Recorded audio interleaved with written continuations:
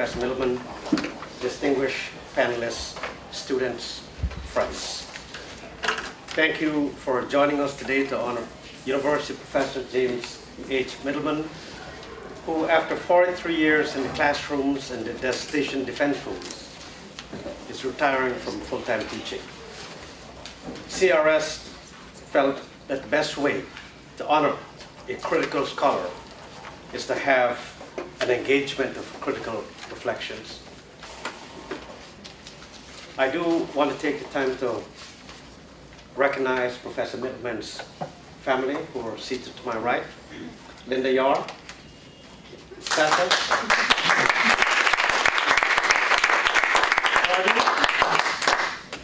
Alicia, and Alicia's fiance, Brent. Congratulations in advance.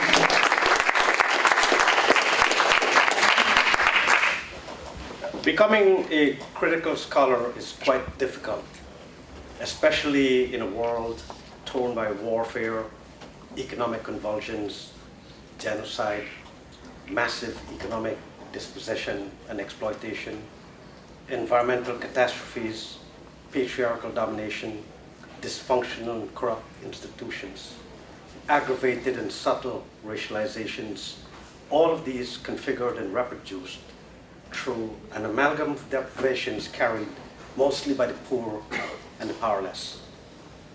The only thing more difficult than becoming critical with ideas and practice is staying critical during the long decades of the Cold War, during the turbulence of the world system transformation marked by the rise and fall of great powers, the emergence of multipolarity, and the consolidation of empire in an age of globalization. James H. Mittelman is living proof that where there is a will, there is a way. Tentanda via in Latin, the way must be tried. A mentor to students and young faculty here at American University and far and wide, a scholar of sweeping breadth and deep, close reading, down to the footnotes, and scholarship that is at once path-breaking and gifted with clarity. Mittelman has shown the way. Quite often in public life, we decide to go, but in truth, we never really leave. I suspect that this is one of those instances. Congratulations, Jim Mittelman.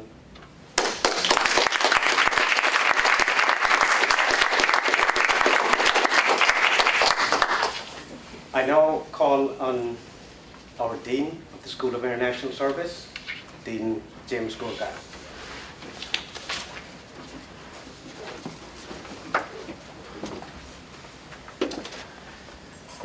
Well, it's wonderful to be here. Unfortunately, I can only be here for a few minutes, so I apologize in advance to Professor Mittelman. I want to thank Professor Prasad for organizing this event and for all of our panelists here to help us mark this great occasion. And it's great to have you and the rest of your family here with us this afternoon. And we're not done today. We have at least one more event that I know of that we're doing on April 30th to honor all 5 of the professors that we have in the school who are retiring this spring, and we're going to give them a chance at that event on April 30th to talk about their work, and it'll be a really interesting opportunity to hear what each of them, how each of them thinks about the work they've done, and also the fields that they've worked in, since we have as always, such a diverse group of faculty at the School of International Service. When Jim came into my office to tell me he was thinking about retiring, he doesn't seem like the retiring type. So it was a bit of a surprise. And as we talked, it became clear that, fortunately for us at the School of International Service, it really is less of a retirement and more of a transition from one role to another. So he is stepping down from full-time teaching. We do expect him to continue to teach for us occasionally, and he will be in the same office he's in right now. There's not a lot that I can point to say, okay, yes, I got this very important thing, concrete thing done. Getting Jim Mittelman a quieter office has been one of my great achievements as dean. So I'm very pleased. So once we got him in there, we can't move him out. So he will stay as a distinguished scholar in residence. We're really quite pleased about that, and give him more time to continue to work on his scholarship and to continue to contribute to the broader field. I think that much of Jim's background is well known. He's taught for more than 4 decades. He's been dean of 2 schools, the Corbell School in Denver and Queens College, CUNY. He has students who've gone on to amazing things: a prime minister, a foreign minister, an assistant secretary general of the United Nations, a dean, Dr. Samatar, professors such as Christine Chin on the end, and so many more who he has influenced. And I will also say, since Ann Tickner's here on this panel, that Jim was instrumental in bringing Ann to the School of International Service, and it's been just a wonderful opportunity for us after her own retirement from the University of Southern California, that she also joined the school as a distinguished scholar in residence. Jim has published 10 books. He's not done, as I mentioned. He's got another one on the way. Dozens of articles in the top journals in our field. 2 of his books have won Best Book Awards. He is a past president of the International Studies Association. Vice President. Vice President. 2010 won the Distinguished Scholar Award from the IP section of ISA. This spring he was given an award at the International Studies Association for his work on the Global South. As Randy mentioned, he's made such a major contribution to this school, his leadership of our Comparative and Regional Studies program, his mentorship of students, his work with faculty.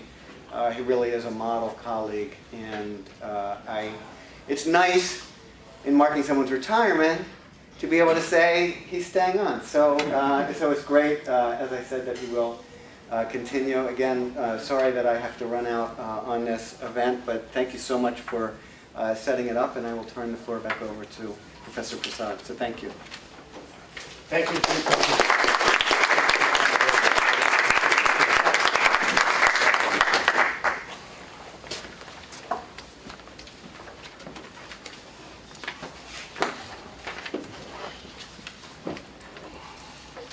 So next is, as a critical scholar, you will all probably know, or if you're being introduced to critical international relations and political economy, you'll probably encounter the work of Robert W. Cox, a close colleague of Professor Mittelman. And Professor Cox is unable to be here today, but he was gracious to send us a statement, which I'll now read. It's a rich text. I don't know if I'll get through all of it, but I want to give you, to bring his essential meaning. So I'm reading directly from the text. March 26, 2015. I am sorry not to be able to join you in person to celebrate Jim Mittelman's distinguished career as a teacher and scholar as he leaves full-time classroom teaching. Thank you for letting me say a few words via Randy and share the occasion with you in spirit. I've known Jim for many years. We met in 1972 when I became a professor at Columbia University. I had just left the International Labor Organization, Geneva, and was a newcomer to the American academic world. With their typical generosity, Jim and Linda reached out to welcome and help me as I began a new stage in my professional life.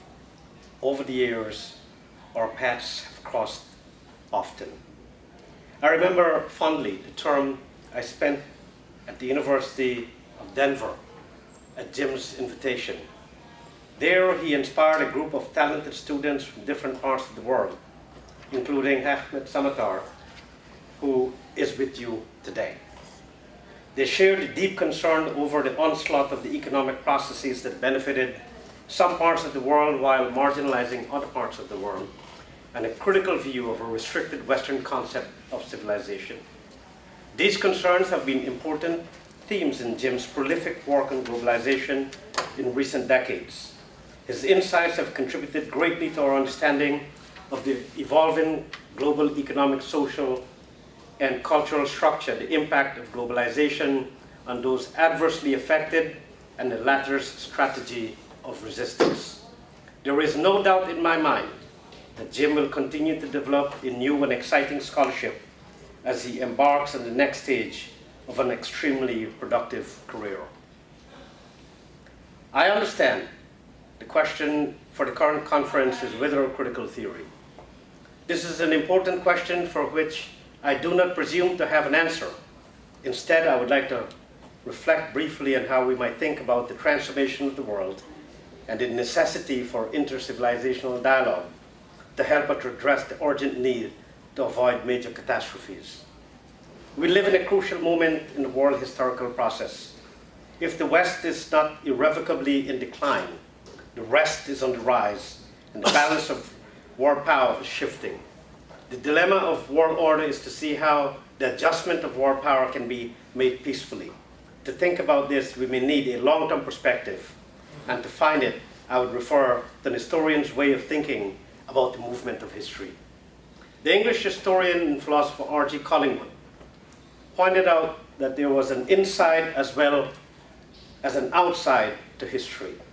The outside consists of all the existing structures and events and all the measurable, quantifiable resources at play that could be ascertained by an external observer: states, economic organization and resources, military assets and deployment, elections and change in political leadership, violent incidents and accidents, and all the rest.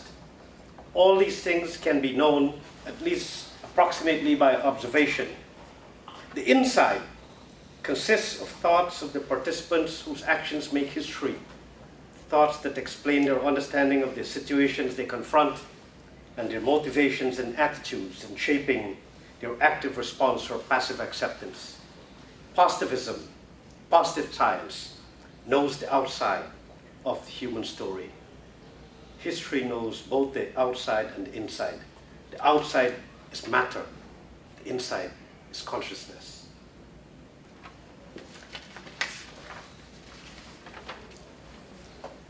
I'm skipping a fair bit now in the interest of time.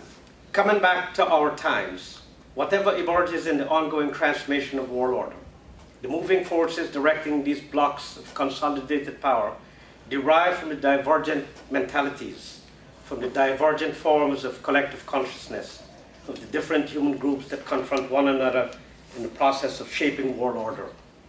Civilizations, these forms of collective consciousness, are the inside story in the process of global self-organization. It would, however, be a mistake to think of civilizations as monoliths and to ignore the ongoing struggle of conflicting visions within each of them. The very process of change within civilization creates the potential for dialogue among civilizations. The ultimate challenge is to understand how perspectives in different civilizations are evolving in order to be able to dialogue effectively. Intercivilizational dialogue is crucial. The purpose of this dialogue is not to remake world order in some definitive way, nor is it to create a new structure of world governance. Dialogue would itself become the process of world order, a continuing process of peaceful, if contentious, adjustments to ever-changing power relations throughout the world. The challenge to each participant in this process is to be able to enter into the forms of collective consciousness animating the other participants, to understand their concerns while differing with their conclusions. Lacking this ability to comprehend, this empathy, the process will inevitably degenerate into a clash of civilizations, a confrontation of entities falsely represented as fixed monolithic structures, whereas they are in reality lively evolving forms of mental perception. Finally, and furthermore, there's one common threat and common urgency that hangs over the dialogue of civilizations: the necessity of all parties to manage collectively the balance between human activity as a whole and the material survivability of the biosphere upon which all life depends. This is the ultimate challenge to all peoples and their leaders to make a dialogue of civilizations work effectively. Professor Robert W. Cox.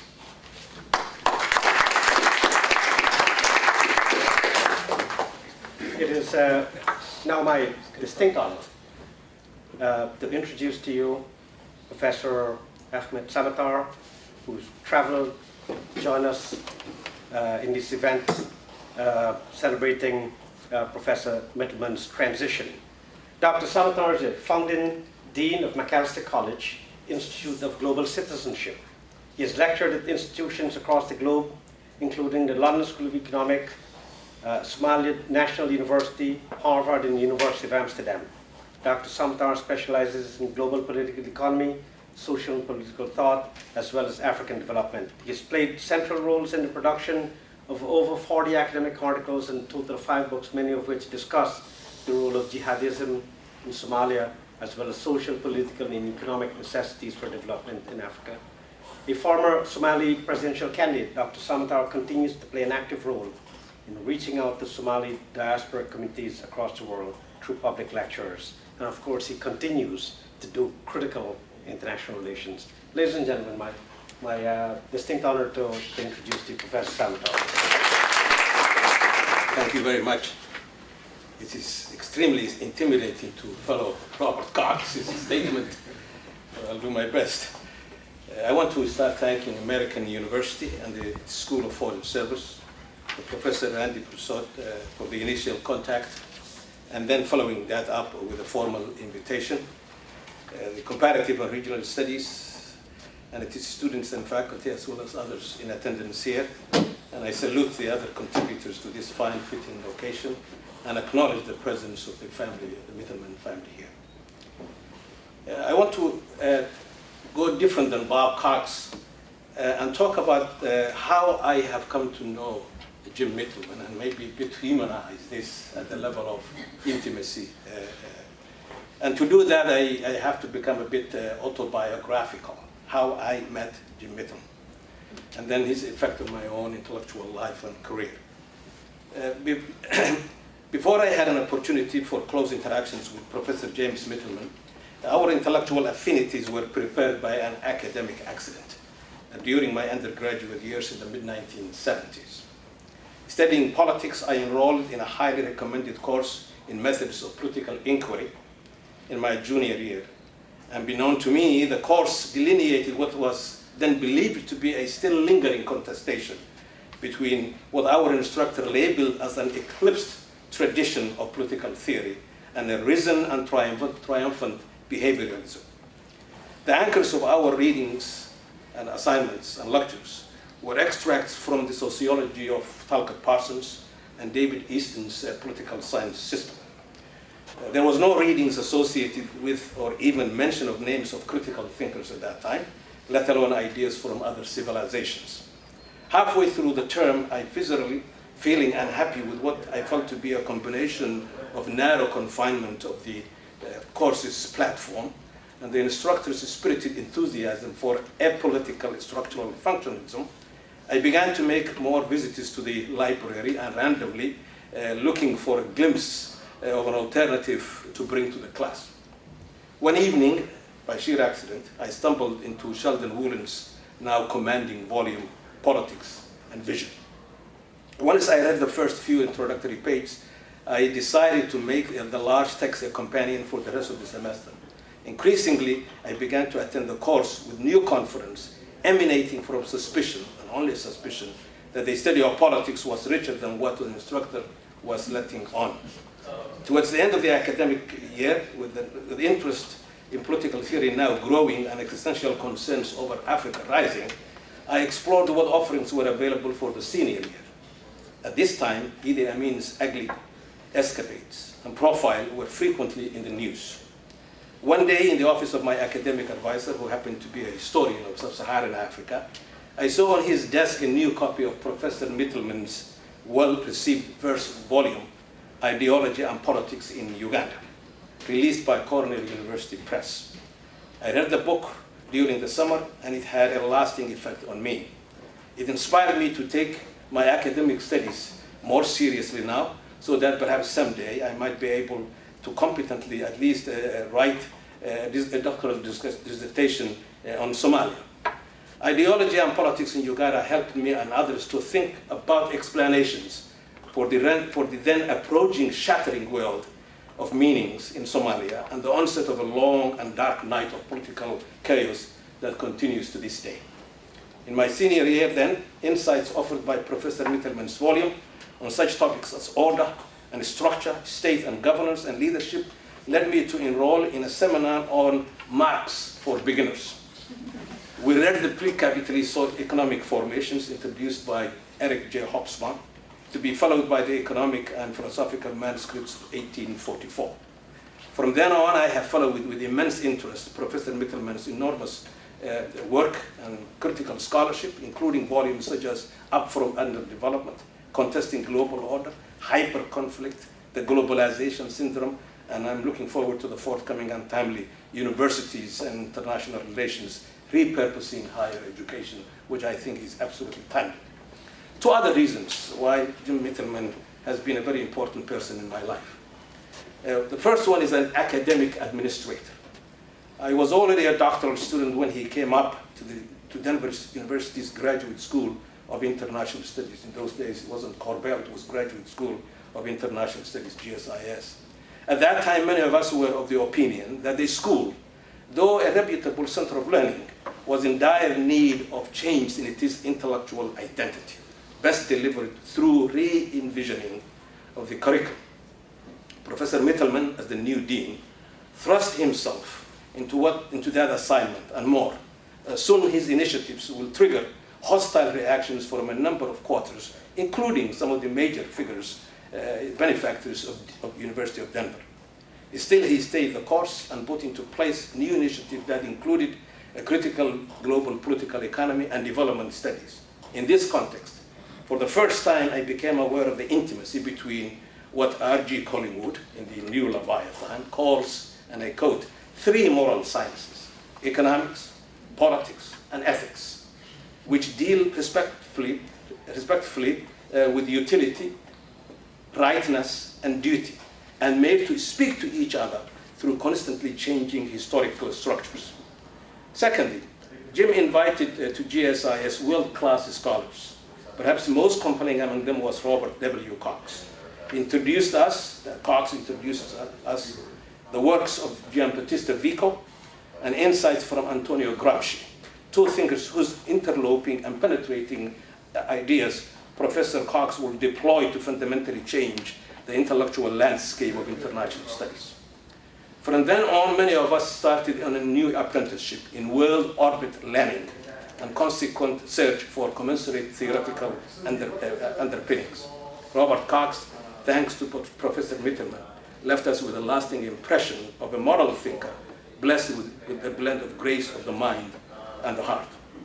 Others who came through Jim into the graduate school, Emmanuel Wallerstein, Claude Ake, Theodore Skocpol, Richard Falk, were some of the most distinguished scholars we had the opportunity to meet with and engage them. And the GSIS was fortunate to host in what I think was the springtime at the Graduate School of International Studies. Facilitating for us graduate students an encounter with excellence at such close quarters was at once inspiring and intimidating. From my vantage point, I saw up close a splendid interaction between what precious goods were being relayed from the past, much of it we were unaware of, and that which was being minted right in front of us and being handed down to us. This experience singularly set my own intellectual obsession on its way. The second reason why Jim has been so important in my life is as a model of global citizenship. After his long and successful tenure as a labor economist and chancellor of the University of California at Berkeley, Clark Kerr, in his fine volume, Higher Education Cannot Escape History, divided the professoriate in a university or college into three categories: cosmopolitans, locals, and home guard. The first, he said, interrogate global issues, the cosmopolitans, and traverse the world to engage others of their type. The second, that's the locals, and I quote, drive their cars to regional and local conferences. And then the third, stay on campus and sit on committees to provide good governance and good citizenship in which the academic institutions so greatly depend, end of quote. In global studies, and particularly for those of us primarily concerned with the global South and the African continent, I suggest that scholars come in roughly three types. Those whose work, mainly the purpose of their work, is to serve the imperial interests. This is akin to what cultural and social anthropologists from an earlier epoch did for the establishment and sustainability of the colonial state. The second type are those strictly in a career path, obsessed with their own career, and his or her own production and attitudes are set to valorize the next promotion and personal recognition. In this pursuit of academic utility, Africa, as it were, is just a grist for the mill, just another project. But the third category's primary objective is to produce scholarship as well as practice, a pedagogical style that combine challenge the status quo and embolden the subaltern. Scholars of this kind unfailingly identify critical contradictions in the interplay between the contingent experiences and universal imperatives. Here, then, intellectual work is informed or meets moral values such as truthfulness, justice, civic solidarity, and human dignity. I submit that this is exactly what the magnificent R.H. Tawney meant when he wrote, and I quote, "The business of the university is twofold: to uphold an intellectual standard and uphold a moral standard. The intellectual standard it upholds by maintaining a severe intellectual discipline. The moral standard it upholds by making that discipline accessible to all who submit to it. In this way," says Tawney, "the university might become a center of moral authority," end of quote. To conclude then, for many of us from the African continent, Professor Mittelman belongs to that last category of scholars. He has been in the intellectual and public policy trench with us for all of these 40 years and more. We're grateful for his lasting and exacting contributions that will always egg us on to understand first and then freely will what ought to be done. Jim, I wish you many, many, many years of scholarly production and continuation of your cosmopolitan engagement. Thank you very much. Thank you, Professor Salvatore. Thank you very much indeed. Professor Antickner is Emeritus Professor at the School of International Relations at the University of Southern California and Distinguished Scholar in Residence at the School of International Service here at American University. Dr. Tickner's research focuses on international theory, peace and security, and feminist approaches to international relations. She has published numerous articles and books, many of them which are foundational reading and have been so for an extended period of time. World renowned, she holds an honorary PhD from the University of Uppsala, Sweden, and has been a visiting scholar at Brown University, the Australian National University, the London School of Economics, the University of Aberystwyth, and Harvard. She was ranked number 21 of scholars having the greatest impact on the international relations discipline over the past 20 years, and was named one of the 50 key thinkers in Martin Griffith's 50 Key Thinkers in International Relations. It is my great pleasure to introduce Professor Antickner. Well, the charge for this panel is to talk about the future of critical theory rather than about James Mittelman, the person whose career we are celebrating today. However, I don't find this a very easy task, since Jim has been so crucial in advancing critical theory in the US. So I will try to integrate both these themes. I begin with a quote from Edward Said, someone whom Jim knew and admired, and whose words describe the kind of critical scholar that Jim has always been.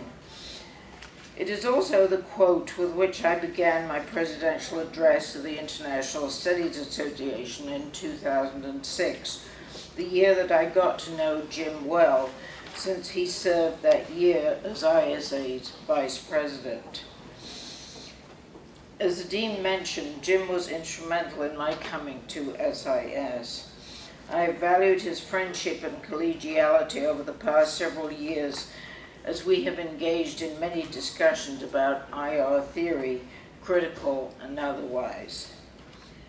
Now back to the Said, and I quote, "The role of the intellectual is to say truth to power, to address the central authority in every society without hypocrisy, and to choose the method, the style, the critique best suited for these purposes." Said described the intellectual, and one could substitute the word critical theorist here, as an exile in his or her own society, one who raises embarrassing questions, is unsettling, unsettles others, and stands on the side of the weak and the underrepresented. As an illustration of a critical theoretical perspective in my ISA address, I drew from my own field, feminist international relations. Most, though not all, feminist scholars would describe themselves as critical theorists in the way that Said defined the term and in the way that Robert Cox has used it in IR. Whereas conventional IR arose as a tool to guide policymakers in affairs of the state, what Cox called problem-solving theory, certainly an important task for the social sciences. Feminism emerged out of political movement and earlier alliances of feminists with activists in the women's movement. Since historically women's voices have been silenced and women have rarely been considered as contributing to knowledge building, feminists have always been concerned with giving voice to the weak and underrepresented. Many feminists see themselves as scholar activists, and much of feminist scholarship is avowedly political. Feminists seek to understand the unequal gender and other social hierarchies that exist in all societies with the goal of changing them. Feminist scholarship has emerged from a deep skepticism about knowledge that, while it claims to be universal and objective, is in reality partial, created by men, usually privileged men, and based on men's lives. An important commitment of feminist research is that knowledge must be built and analyzed in ways that can be used by women to change whatever oppressive conditions they face. Making visible what was previously invisible, feminists have studied issues such as rape as a tool of war, military prostitution, domestic servants, and home-based and unremunerated labor. Claiming that many of the questions they ask about the gender hierarchies that keep women in subordinate positions cannot be answered using the methods typical of conventional social science, feminists draw on very different methodologies, usually associated with post-positivism and post-positivist modes of analysis. Although the erosion of critical thinking in the social sciences dates back to the conservative revolution of the 1980s, there was a moment in methods typical of conventional social science. Feminists draw on very different methodologies, usually associated with post-positivism and post-positivist modes of analysis. Although the erosion of critical thinking in the social sciences dates back to the conservative revolution of the 1980s, there was a moment in the early 1990s when the IR field seemed to be opening up to new questions and new methodologies. What Joseph Lapid famously termed a post-positivist era seemed to offer more space for critical voices, including feminism. But by the time I gave my presidential address in 2006, those spaces had all been closed down. As a result of 9/11 and the heightened security environment, a response to those forces popularly described as racialized others bent on doing us harm, we witnessed an erosion of academic freedom and silencing of dissent on critical policy issues. As I warned in my ISA address, efforts to teach our students the validity of others' worldviews were subject to the criticism of multiculturalism voiced by neoconservatives who labeled teaching about minorities, women, and non-Western cultures as relativist, non-factual, and politically charged. In response to these threats, I constituted a number of panels on academic freedom at the 2007 ISA.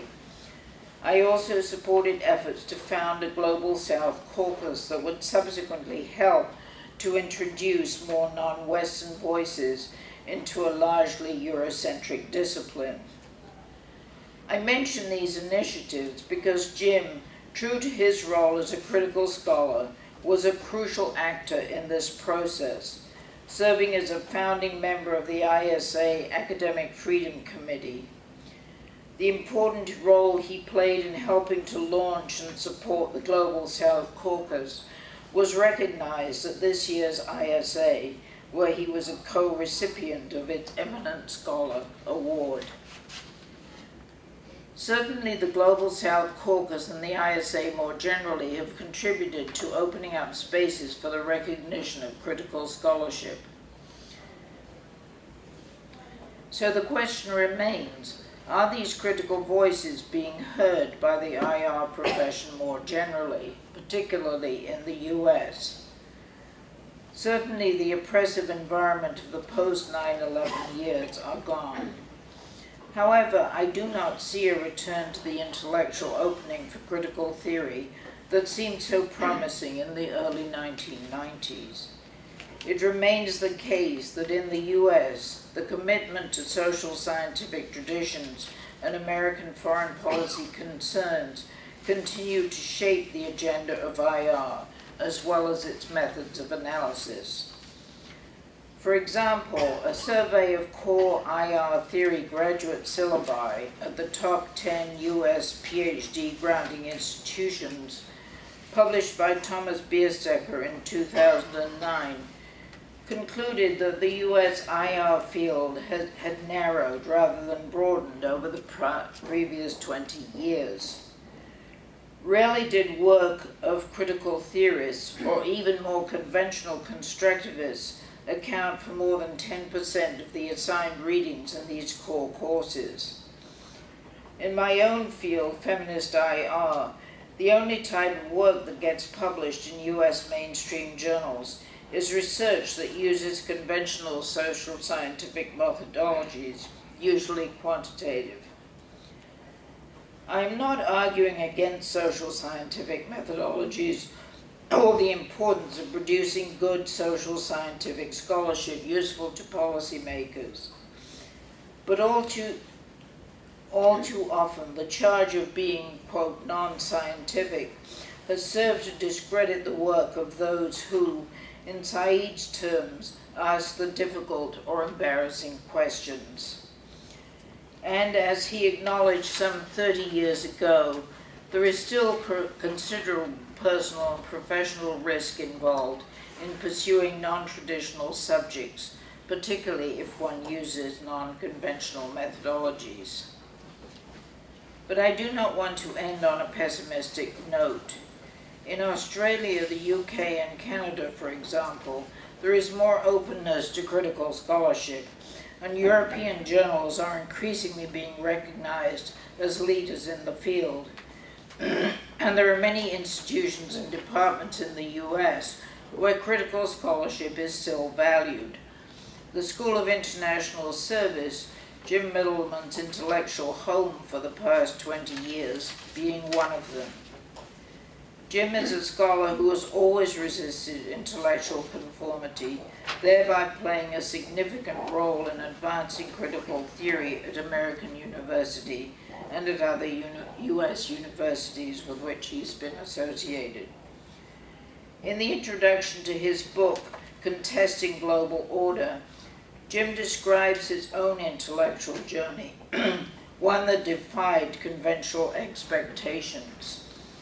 As he says, when faced with the disciplining power of an American graduate education, he temporarily left the U.S. and went to Makerere College in Uganda, where he states, and I quote, "Gifted scholars from African countries and elsewhere pointed me to the path of discovery. It was as if my mind awakened."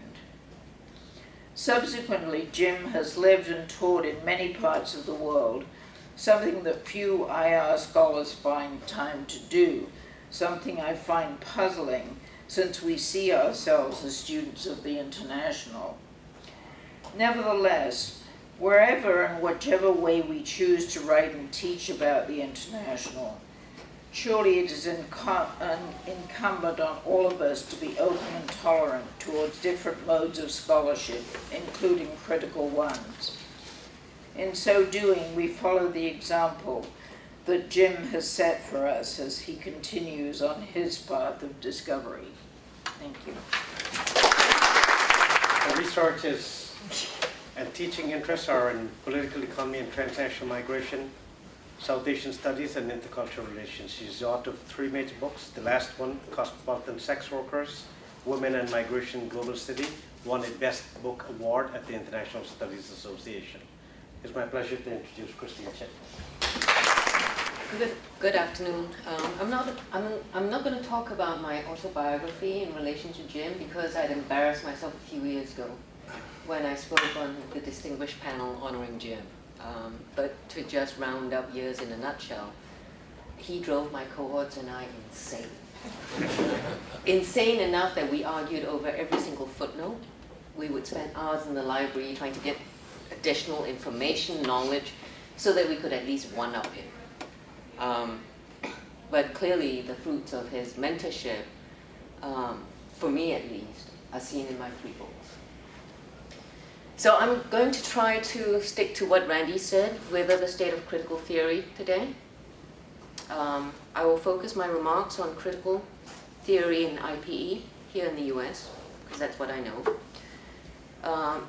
Where scholars interrogate power relations, unpack structural forces, foreground contradictions with the aim toward identifying alternative avenues and/or modes of governance. I will echo Anne Tickner, who said it in other kinds of fora. From my perspective, critical theory is on life support because of external and internal forces.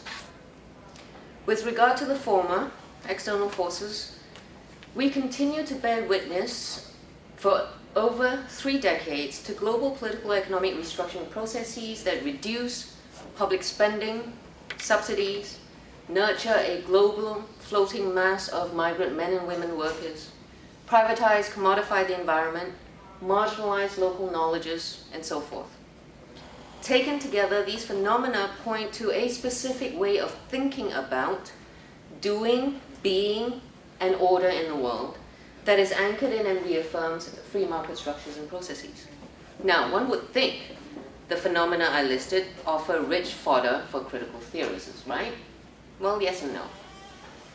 When everyday lives, spaces, places, forms of governance are being reworked in the exigent name of eradicating poverty, feeding one's family, protecting community and nation against old and new national and human security threats, there doesn't seem to be much room left or much patience for those whose work, for instance, challenge dominant paradigms, ideologies, and policies.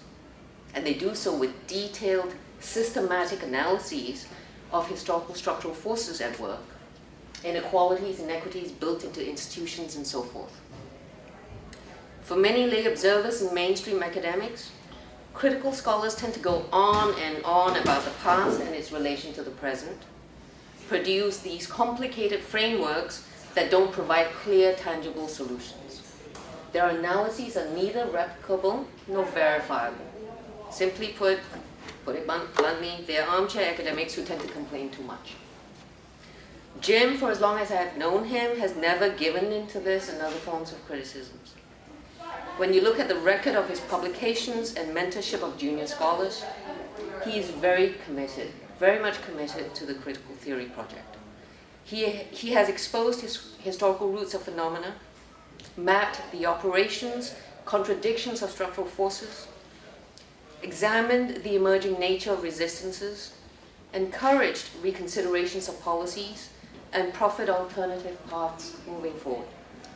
Although Jim doesn't call it as such, the totality of his work point to one thing: analysis, critical analysis of a global enclosure movement and Polanyian counter-movement. His latest project that centers on education continues his commitment, and I impatiently await publication of the book.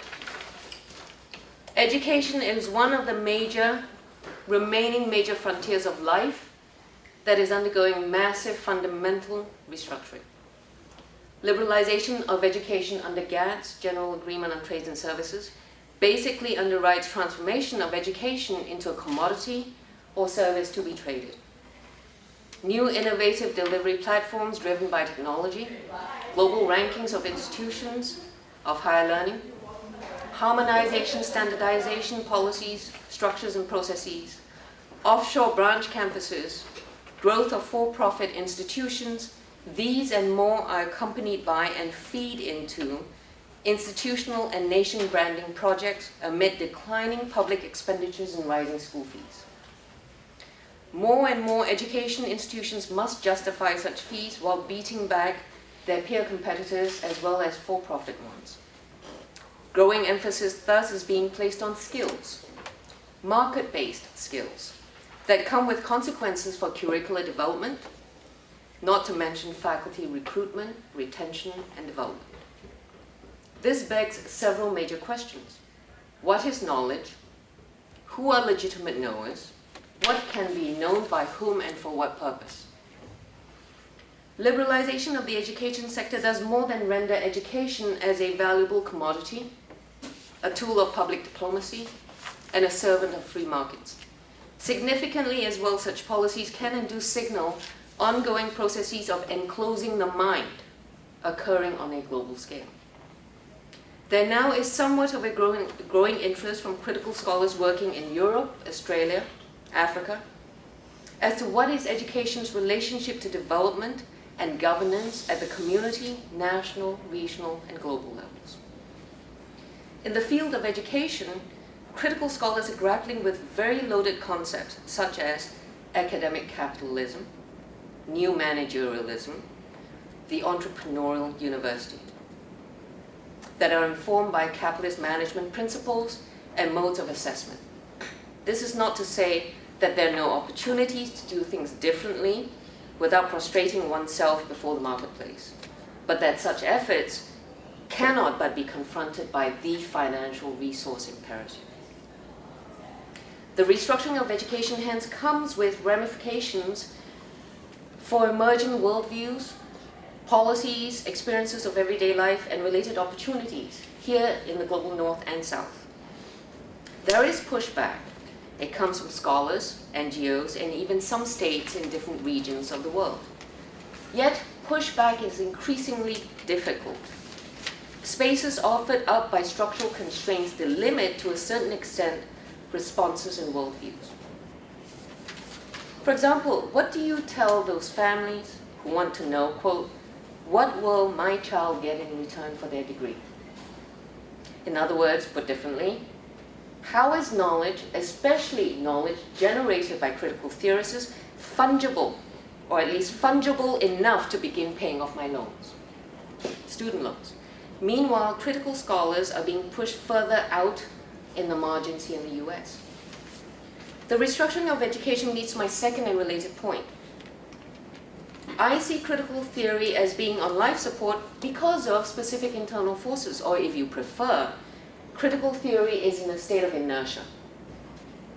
I think it's safe to say that there's consensus about its focus on power, the material and symbolic dimensions as they manifest at different levels and scales. Even so, conceptualizations of power have yet to build systematic knowledge of racialized gender dimensions of structural forces, processes, as well as expressions of agency. The class dimension is frequently given ontological primacy. Gender, and to an even lesser extent race, tend to be assigned superstructural status.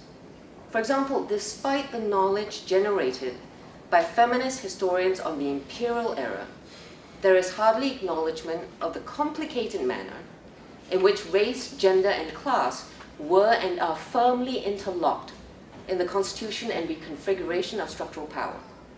I submit that race and gender were and are key organizing or ordering principles, whether at the national or global levels, then, in the past, as in the present. So much is lost with this inertia.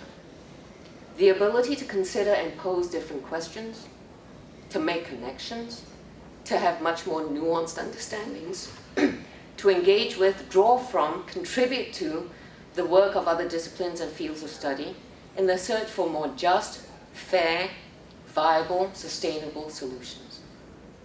I don't have any answers, but I would like to pose two questions that may help us make some progress toward addressing critical theory's inertia. First, what is and ought to be critical in critical theory? I come from intellectual traditions that focus on, quote, social forces. Who or what are social forces if they are not embedded in and arise from specific locale?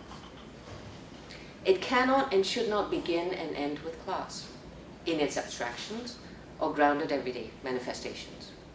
Race and gender are as much about the material and the symbolic as that of class. Then as now, structures of domination operate from and at these intersections, as do resistances. Today, we can't even get at this until and unless we can unpack the conflation of race with nationality, with culture and with religion in the post-9/11 era. Critical theorists who privilege class exclusively run the risk of resurrecting the mistakes of those whom they critique. And I will put it bluntly, to be blind, deaf, and mute to diverse embodied voices and lives. They also run the risk of assuming that the other, whether women or people of color and of different creed, here and elsewhere, are pre or proto-liberals or proto-something in dire need of being shown the way forward, as if the other is not yet complete and requires specific socializations to do so. Second, how can and do we protect against the delegitimization of the work by younger generations of scholars whose backgrounds, training, in conjunction with their sensitivities and sensibilities, automatically place them at the margins in the academy? Here we can take another cue from Jim, who in the course of his career has mentored and placed many of his students within and beyond the academy, all the while calling attention in his different roles to the appropriateness or inappropriateness of criteria employed for evaluating their work. I'll conclude by saying what I've learned from Jim, and I've learned tons from Jim in the past 2 decades, is that critical theory cannot be about foregrounding and addressing inequalities only to expect the other to become a version of the self. Thank you. I'm looking at the clock, so I've cut a page out of your introduction. Paul's last book is called Global Environmental Politics from Person to Planet, and it is my pleasure to introduce Paul. Well, thank you so much, and Jim, it's a tremendous honor to be here and to celebrate your career and your collegiality and friendship. So I want to start by saying that the author Arthur Koestler, he wrote an essay many decades ago. It's called The Yogi and the Commissar. And in the essay, he basically tried to disaggregate a debate between how social change takes place. And on the one hand, he said there's the commissar. And what he meant by that was the kind of Russian model of social change that if you want to change the world, you change structures. And human beings are in those structures, and that's the root. And what we do is change economic structures, political structures, technological, material structures, and so forth. But Kessler said that over time there's this perennial debate that on the other side there was the yogi. And the yogi was the model of social change that one didn't sort of change sort of the material structures around which one, material and ideational structures around which one lives, but one actually works from within and almost kind of burns them off, in a sense. And he used Gandhi as an example of that, of somebody who sort of did a lot of inner work to sort of create a possibility of changing what was beyond the self. I want to use this dichotomy to think about your work, Jim, and to think about critical theory. In Jim's 2011 book, Contesting Global Order, he says that what unites all his work, which is a big statement, by the way, this unites all my work, so we should pay attention. He says, what unites all my work is an abiding concern for the mechanics of marginalization. So an abiding concern for the mechanics of what makes things marginalized and people marginalized, and a way to counter these forces. This suggests at first blush that Jim's a commissar guy, that he wants to sort of, he sees that the mechanisms of marginalization are structures, and what he's interested in doing is understanding them, those mechanics, the way they work, the way they operate, with this ultimate normative commitment to figure out how to change them.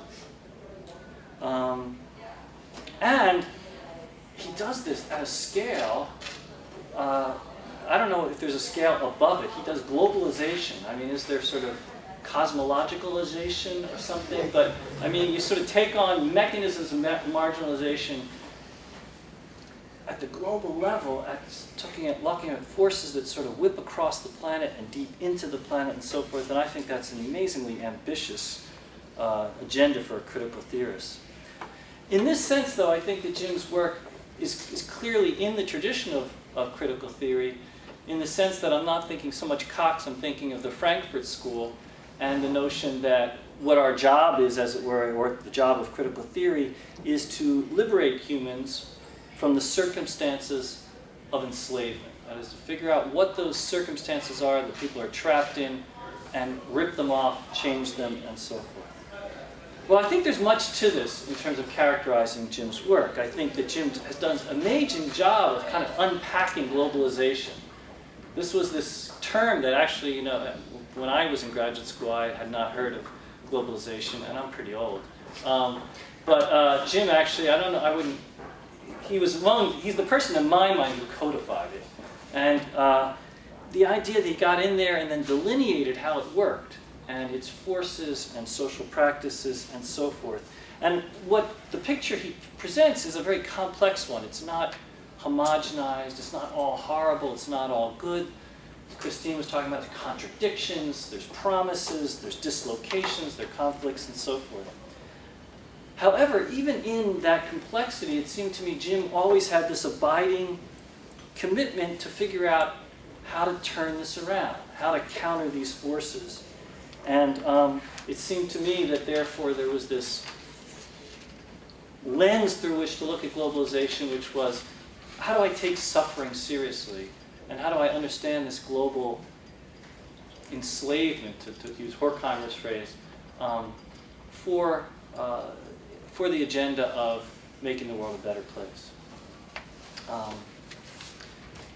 Just a quick note, for Jim, marginalization, and looking at the mechanisms of marginalization, is not looking at the people who are simply at the wrong end of raw material power, as if sort of power is one-dimensional. But Jim uses Foucault and other thinkers to think more about the kind of panoply of forces that are involved.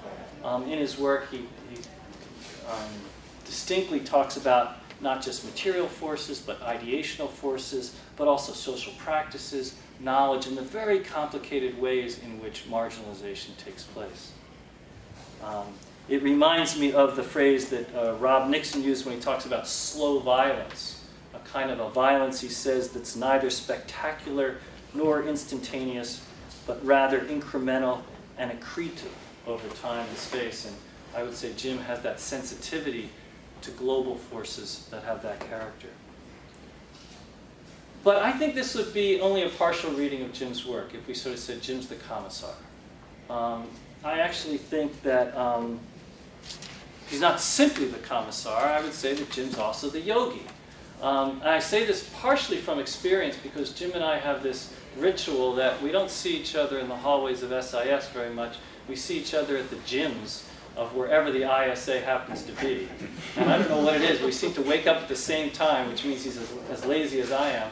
And we would see each other in the gym. And so I speak from experience to say he also is a bit of a yogi. As Christine said, that he's not an armchair theorist. Actually, he goes to and lives with and befriends the peoples that he cares and writes about, the marginalized. And I would say this requires a different kind of critical theory, and I think Jim demonstrates a different kind of critical theory here. Not a critique of social forces per se, but actually, miraculously, a kind of self-critique. And let me just say a little bit about that. You know, in his early work, Jim went to those places that Western scholars rarely went to. And we rarely went to them because we said to ourselves, they don't matter. They're on the peripheries. The geopolitical, strategic, grand strategic sort of drama is what it's about. And Jim was kind of, you know, squirreling away his time, not squirreling away his time, squirreling away himself in sort of the peripheries. But the peripheries mattered to Jim. They may not have mattered to many of us, but they mattered to him. And I would say through his work now, they matter to us. This panel wouldn't be here. We wouldn't be speaking this vocabulary in some level unless Jim's work, without Jim's work in our own heads. I think the question, an interesting question is then, all of us say that this stuff matters, but how does it matter? And here I think what's great is that Jim doesn't go to the marginalized world to find a case to kind of fit into a larger theory. He doesn't go to find, to just do what? To sort of look for people who he could stereotype and then put into a larger analytical framework. He does something else, and it reminds me of this comment that Adlai Stevenson once said. He said, he was talking about the United States and the developing world, and he said, they were talking about technology transfers and so forth, and how the United States could bring technology to the third world. And he said, well, there's actually a technology that the United States desperately needs. It's deficient in. The person said, what is that? And he said, it's a hearing aid. And on some level, Jim has been that kind of hearing aid. And when I say he's sort of methodologically, how he made things matter was he actually listened. And today they say actually people don't listen, we just kind of wait to talk, you know? And I think that Jim's scholarship shows a different kind of sensitivity. In listening, he doesn't portray people as victims or simply victims of some sort of large linear chain of marginalization, but these are people. They're agents. They've got wisdom. They are unique. Moreover, I would say that Jim identified, in looking at and going to the marginalized places of the world and taking them seriously, that Jim didn't just analyze the political context of marginalization, but he also asked what's not being thought, what's not being said at these places. One could call this a sort of sensitivity to epistemological silences. What were the frames that we were stuck in as we looked at the world? Miranda Fricker makes a connection here. She talks about epistemological injustices. And on some level, Jim's work brings up ways of knowing that often we don't see. And here's where the yogi comes in. That Jim's engagement with the periphery, as I read it, and one could argue with this reading, but I see Jim as a sort of a self-transformation. You didn't become native, as it were, but you were questioning, you used it to question sort of Western social science, Western epistemology, as you were using these in really skillful ways. And I think to myself, Jim grew up in the age of behavioralism, really. at some level. And here's a guy who grew out of it very quickly. The rest of us, I wish I could grow so quickly.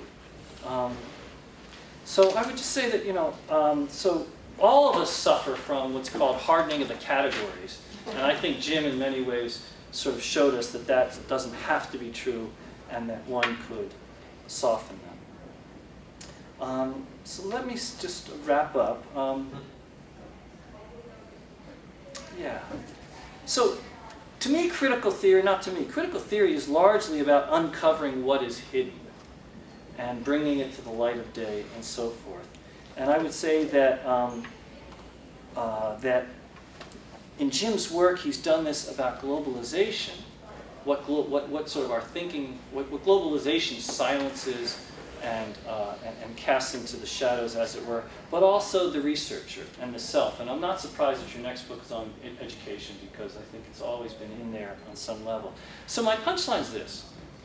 I guess I should have a punchline, right? No, my punchline is this, is that if Kessler was saying that there's been this debate about social change between the yogi and the commissar, that it's got to be structural or we just have to change ourselves. And if I change myself, somehow I can either accommodate myself to the world or somehow be in the world in a more powerful way. I think Jim's work shows that it absolutely has to be both. And in fact, that they play off each other. And they play off each other in really powerful ways. That's my punchline, but I do want to say one more thing. That being a colleague of Jim's has been a really special experience. One of the things I had the honor of being blessed with is that I was asked to read Jim's work when he was up for the university professor. And so I had to kind of look at sort of his work over time and then write up my thoughts whether he deserved it or not. Of course, it wasn't up to me. But it was a really fabulous experience. And it was a fabulous experience to get to know Jim. I mean, I'd known him as a colleague, but to get to know his work in a different way. And it was like an education. It's like I'd gone back to graduate school. Through the years, though, Jim has been sort of my resident advisor. I don't turn to him as much as I like anymore because he's not around much, even though you got an office. I don't see you there much, to be honest with you. But I did a volume that he was part of, a festschrift for a colleague, Richard Falk, and Jim helped me think through it all the way through. He's been that person who I can turn to when I have to figure out how to negotiate not just the discipline, and not just the academy, but in many ways questions of life as well. We share the same doctor, and I would just say that it's been a fabulous ride with Jim. I kind of can't believe this is happening, but that you are stepping down from teaching, but I'm thrilled that you're still going to be with us for a long, long time. Thank you. Without any ado, to honor Professor James Mittelman. This event means the world to me. I feel humbled, I feel embarrassed, and I feel quite lucky. Recently, a colleague at another university in Washington, D.C. Saw the publicity for this event, and he said, "You must have remarkable colleagues." He said, "I wish that my colleagues at my university put on events like this." So I'm fortunate for these friendships, and as Paul and others have touched on, they bridge the personal and the workplace. The publicity for this event, and he said, "You must have remarkable colleagues." He said, "I wish that my colleagues at my university put on events like this." So I'm fortunate for these friendships, and as Paul and others have touched on, they bridge the personal and the workplace. I want to give thanks. First, my family is here with me. It's my team. They came to support me as they have throughout the years. And I want to thank my students. Some are here. My students have become my teachers. Not only do they invite me to places around the world these days, but they get in touch with me and they say, "Oh, you have to read this. Do you know this? Do you know the following? And that's become extremely important. I want to thank Randy Prasad, the maestro of this event, the choreographer. He's made a Herculean effort to put this together. In doing so, he has displayed athletic stamina. He's leaped bureaucratic hurdles here at American University. And I want to share with you that he worked in the president's office in his country of origin in Guyana. And so he knows a lot about protocol. So he's been the minister of protocol for this event, and he's told me exactly what I'm supposed to do and what I'm not supposed to do. I thank the panelists who have critically considered my own journey and the School of International Service, which has been my home base for about half of my career. And I want to thank all the staff members. Some are behind the scenes, though Kelsey is here and she's been in front of the scenes.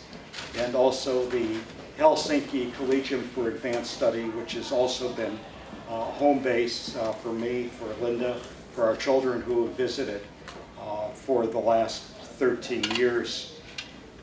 They've been very important to my intellectual life to get quite a different perspective on the world.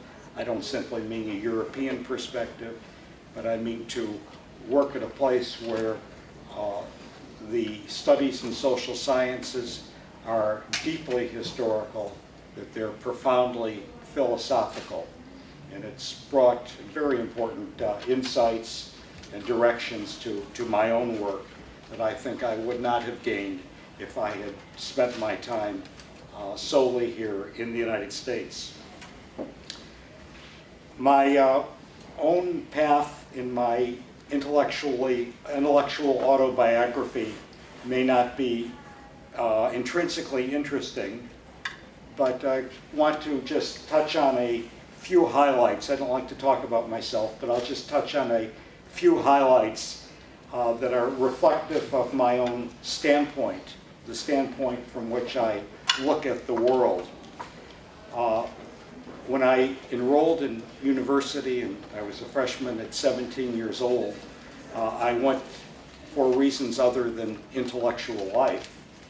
I went actually for the lure of an athletic scholarship, but it didn't take me very long to find out that I would not be a big success as an athlete. And that's why Paul and I get together and we meet where we do. You know, there's athletes who are over the hill and find out that they were going to be failures when they tried competitive sports. But what happened to me at university is that I was seduced by the intellectual life. You know, at 17 years old, I'd go back to the dormitory where I'd live, and students involved me in discussions of Plato, of Aristotle, what is the good life, something that I wasn't prepared for when I went to university. And then when I was in my junior year at university, I took a course on international organization, which was my major field in graduate school. But I took my first course with it, and we spent some weeks on the United Nations in apartheid. And I had such a profound sense of injustice when I learned about apartheid. I did not know what it was before I went to university. This was in the 1960s, and it resonated with my own background, that is, growing up in a de facto segregated city in the United States, not de jure, but a de facto segregated city in terms of labor markets, in terms of housing patterns, etc. That it motivated me, it stimulated me, it struck home. Then as I moved on in academia, I found that I was quite unhappy with the American university, not this university, but American universities in general. And I decided to leave. And I went to Africa. I enrolled in a degree program and stayed. I later was invited to return to Makerere University in Uganda, and the influences are quite marked. I won't go into detail, but when I was a student there, one of my professors, Johann Galtung, was starting peace studies. Many of you know that he was a pioneer in this field. I remember sitting next to him at many seminars and brown bag lunches, and we'd have these long discussions in those days about peace, about conflict, about post-conflict situations. And here we were in a country that had been through a bitter civil war, was trying to settle the civil war, and then soon there was a coup d'etat that swept the country, and it became quite physically violent during the Idi Amin days, and I stayed on, and it was the period finally when I decided to have to leave. But I did take the time to learn an East African language, and I think this very much goes to Robert Cox's statement about being on the inside and the outside. His work in the last 15 years has moved very much toward consciousness, putting more emphasis on intersubjective elements. And I think that I would never have gotten the insights that I did had I not spent the time learning Kiswahili. It has facilitated a great deal. It's not sufficient, but it has facilitated a great deal for me. I returned to the United States because of the violence. Otherwise, I think I would have stayed where I was long term in Uganda. And I became involved in peace and other social justice movements. I was quite involved in the anti-apartheid movement and a number of support groups. I had a period where I worked in the United Nations. In fact, at one point I worked for an individual who later won a Nobel Prize and became president of his country. But the activism has certainly informed my scholarship. What did not resonate with me when I came back to the United States was the tradition of mainstream international relations. And it was interesting that Bob Cox and I were beginning professors at Columbia University. As he said in his statement in 1972, he was much senior to where I was at that point. But we had a similar reaction, and this was a shock at positivism and the role that positivism played. That is the notion that facts and values can be separated, that we ought to be testing hypotheses, that we can separate our variables, independent and dependent variables, that we should try to predict the future. This was just foreign to my way of thinking, and it was so deeply ingrained that I took a turn. And that's when I moved systematically to critical inquiry, which is the theme of today's conference.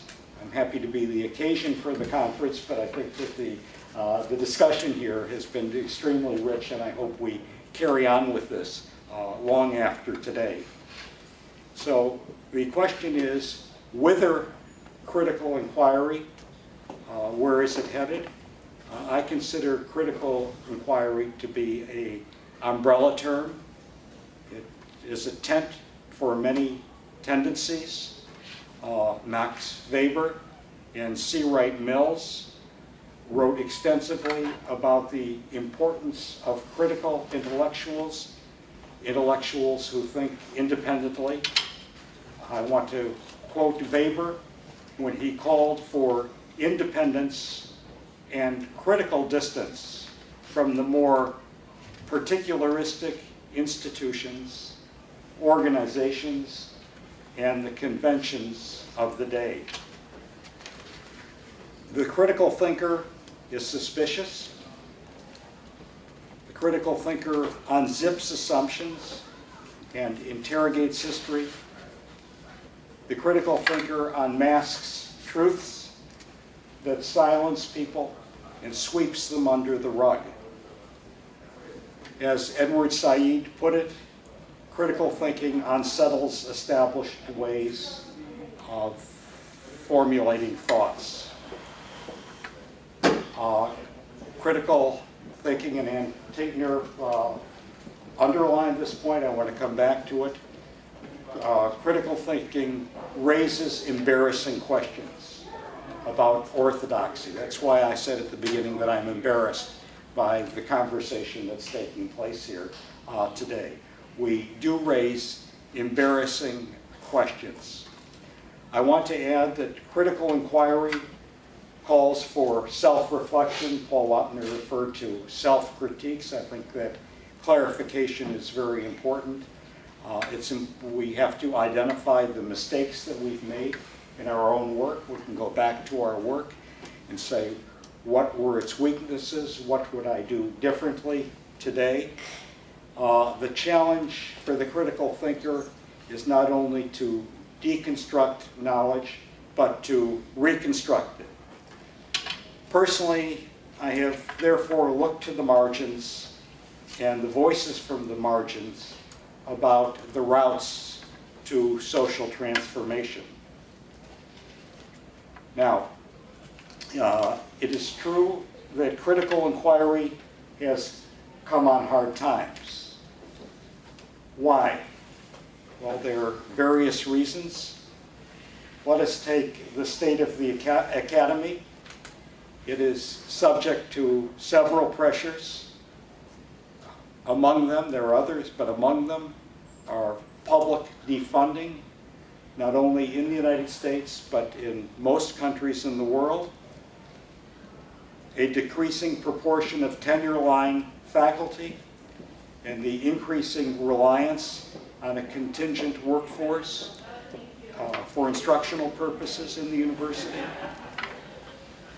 The rising market values at the expense of academic values, and isomorphism, what Nietzsche a long time ago called an unhealthy conformism in education.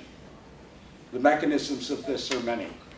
The global rating agencies, the rankings, the accreditation procedures, benchmarking, all of these are mechanisms in this isomorphism that is taking place.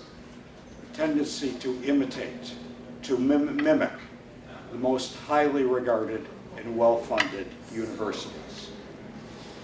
So where does that leave us? Are we optimistic or are we pessimistic? Well, I was feeling a bit in the dumps about these issues one day myself. It was getting to me, and I opened my email and said, and I'm going to read a few of the sentences to you, not the entire email. Dear Dr. Mittelman, I'm certain you don't remember me after so much time has passed. I attended a contemporary civilization, this is civilizational analysis, contemporary civilization course at Columbia University, which you taught in the fall of 1979. Skipping a few sentences. At Columbia, I then pursued a degree in biology and continued on from there into a research career, presumably after he received his PhD. I am currently head of a lab at the NIH here in Washington. I just wanted you to know the great impact that that semester has had on my perspective. These are decades after he was my student. I still recall the two quotes on the board, the first day of class. The owl of Minerva spreads its wing only at the coming of dusk. and the philosophers have interpreted history. Now we must change it. So the first quotation, which he paraphrases, is from Hegel. The owls of Minerva symbolize wisdom. For Hegel, it was ideas that drive history. The second quote, which he paraphrased, is from Marx, and that is, we must look to material factors. So our discussion in the course is what is the fit between ideas and material basis, including the politics, for those ideas. What is the correlation? Weber and Marx, by the way, had different emphases on this question. So here is what a former student was thinking about some decades later. I do remember him as a critically minded freshman. And this is the impact of critical inquiry in higher learning. That it can be subtle, that it can be slow, that it can be gradual. But the critical thinker can seep in. Can seep into the mind and to ways of thinking, can frame issues. In this vein, remember that Socrates' penetrating questions sowed confusion in the face of conventional wisdom and brought light. Sometimes I wonder what kind of performance evaluations and teaching evaluations Socrates would have received in the contemporary academy. But he sowed confusion by asking the questions that he did. And it seeps in. It's this slow-moving, it's this gradual process. So what is the state of critical inquiry? Well, I turned my attention to critical legal studies, the critical cartography, critical race theory, various versions of feminism, cultural studies, film studies, and critical university studies, a field that is emerging very, very rapidly. All of these tendencies are converging. So I'd like to conclude with the question of why do critical theory? Is it really worth it? One answer is for the joy of this journey. You can see what a good time we're having here today and the kinds of conversations that we share and the friendships that we make. We do it because we like to savor texts the way that this former student, savored Hegel and Marx and remained perplexed on those issues. We do it to have good colleagues. We do it to try to make a mark, that is, to make an impact on the world and the ways in which people construe it. Our enterprise is a valuable one because what we are really doing is passing along civilizational values from one generation to the next generations, or we are undermining those values and slowly changing the values. I want to conclude with but one suggestion: have the courage and the stamina to think in a critical manner. Immediately go to the floor for comments and questions. Yes, Linda? Yeah, I want to thank every one of you for your comments, your insights, your perspectives, I thought of conversations with each and every person that you were speaking and trying to think of how to succinctly bring it together so that other people could also have a chance to talk. But I'm so grateful to Jim, not only for having been here all these years and being such a good colleague and inspiring teacher and scholar. But for finishing today's panel with the words that you used, and particularly thank you for bringing to our attention that email that you received. Because indeed that is how so much of critical thinking has penetrated culture. And it may not show up in the surveys of the syllabi in the top 10 universities. It may not show up in the proportion of articles published in the leading journals. And it may not dominate the panels of the ISA or other conventions. But in the classroom, the messages certainly have been spread and have been nurtured for many decades. I first encountered critical theory as a graduate school and a student in the 1960s from someone who was from the Frankfurt School, and I worked briefly with Herbert Marcuse and the whole kind. There was Otto Kirchheim and others, and you all know those names. I won't be name dropping, but and that was simultaneous with the emergence of logical positivism, the behavioralism, and Gustav Bergman, Ray Brodbeck, and all those.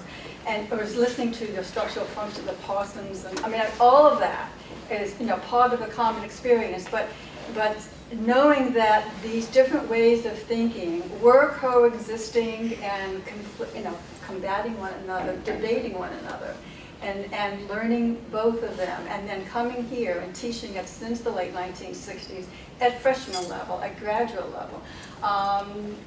The students have been hearing the message. It may be, again, slower, more subtle. One of the challenges, how you mentioned why things, why this way of thinking may be so under sort of in limbo or kind of on life support, as you put it. One of the challenges that we have had in the classroom is that it takes a lot of serious thinking to really understand the messages of critical theory. It really requires the students to spend more time in philosophy and in history and in a much more interdisciplinary approach to the questions that we want to ask. And it also is so, it's so policy relevant. It's so obviously policy relevant, but it's the challenge of us as teachers to help the students understand the relevance between this very, very critical and very deeply philosophical and historically relevant and situational. There's so much. We all know all the different contingencies that affect the way we think and what we do and how we act. But it is possible to help them appreciate not only the relevance of this to the policies that they may have the privilege of affecting as citizens of the world. But it's necessary. It's not just relevant, it's necessary. It's essential to be human. I think you have to be a critical thinker. So I want to thank all of you for the various ways in which you address these questions, and thank you for being here and sharing that with us. Thank you, Lillian. Can I say Yes, of just course, two Professor. points since I took the autobiographical trajectory and returned to at least one or two comments on the topic of the day, critical theory. And I would suggest, I think for me, two things that I find inadequate about the practice or the vocation of critical theory, that I think if we do not address it and the generations we are training do not address it, then I think the marginalization will become even more severe. One is, even in my own education, I could see that, but perhaps it's in retrospect, and that is very powerful interrogation of the contradictions, whether it's the contingent and the general, or some other kinds of contradictions in terms of power relationships, but very little in terms of almost recoiling from when the moment comes to envision an emancipatory project beyond the critical analysis.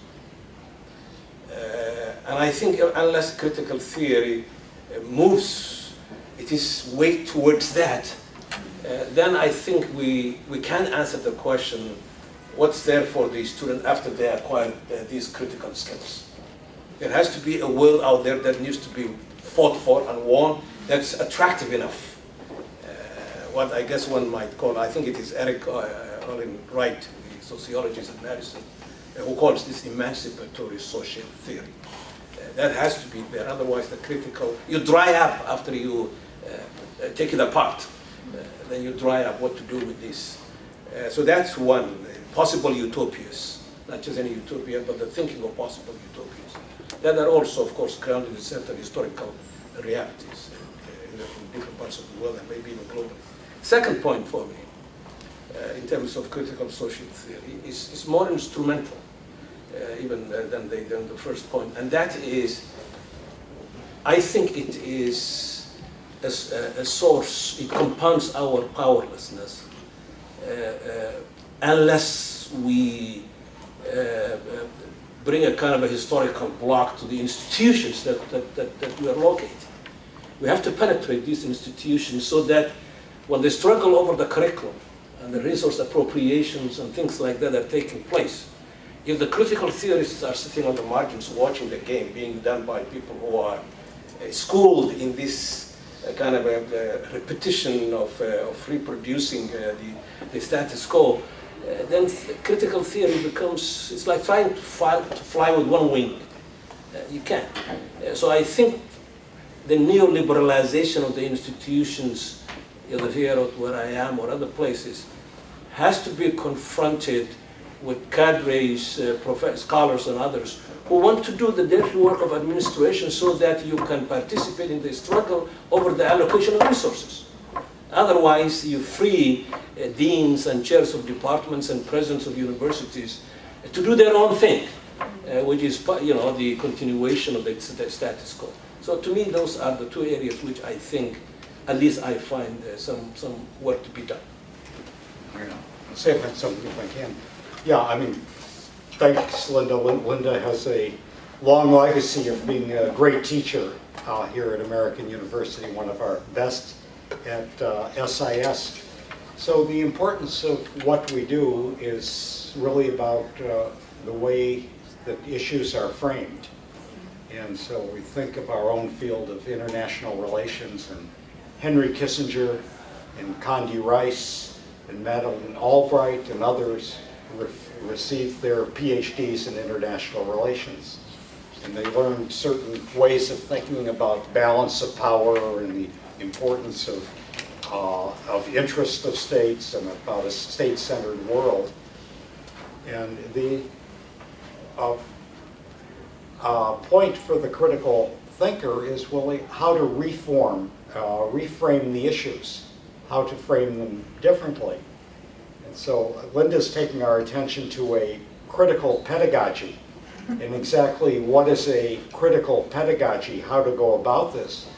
And it's so important in the face of all of the skills institutes that are offered in the way that students are given credit for doing vocational work while they're at the university.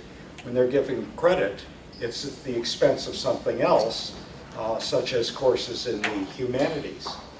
And the values of the university are being so often reduced to professionalism, to job-related skills, to marketability, and the values become increasingly utilitarian. Instrumental, yes, but instrumental for the market. Universities have always been instrumental. We go way back in history to the colonial universities in the United States. Harvard College was one of them. They were often instrumental to certain religious purposes, as when the Puritans came to the United States, and so on. So instrumental, yes, but they can be instrumental to other values and instrumental to other ways of thinking. There are battles that always go on within the university. The foremost battles are over curriculum, who controls the curriculum, what will be taught. And I find that many critical intellectuals simply condemn what is taking place as academic capitalism, or however it is termed in the literature.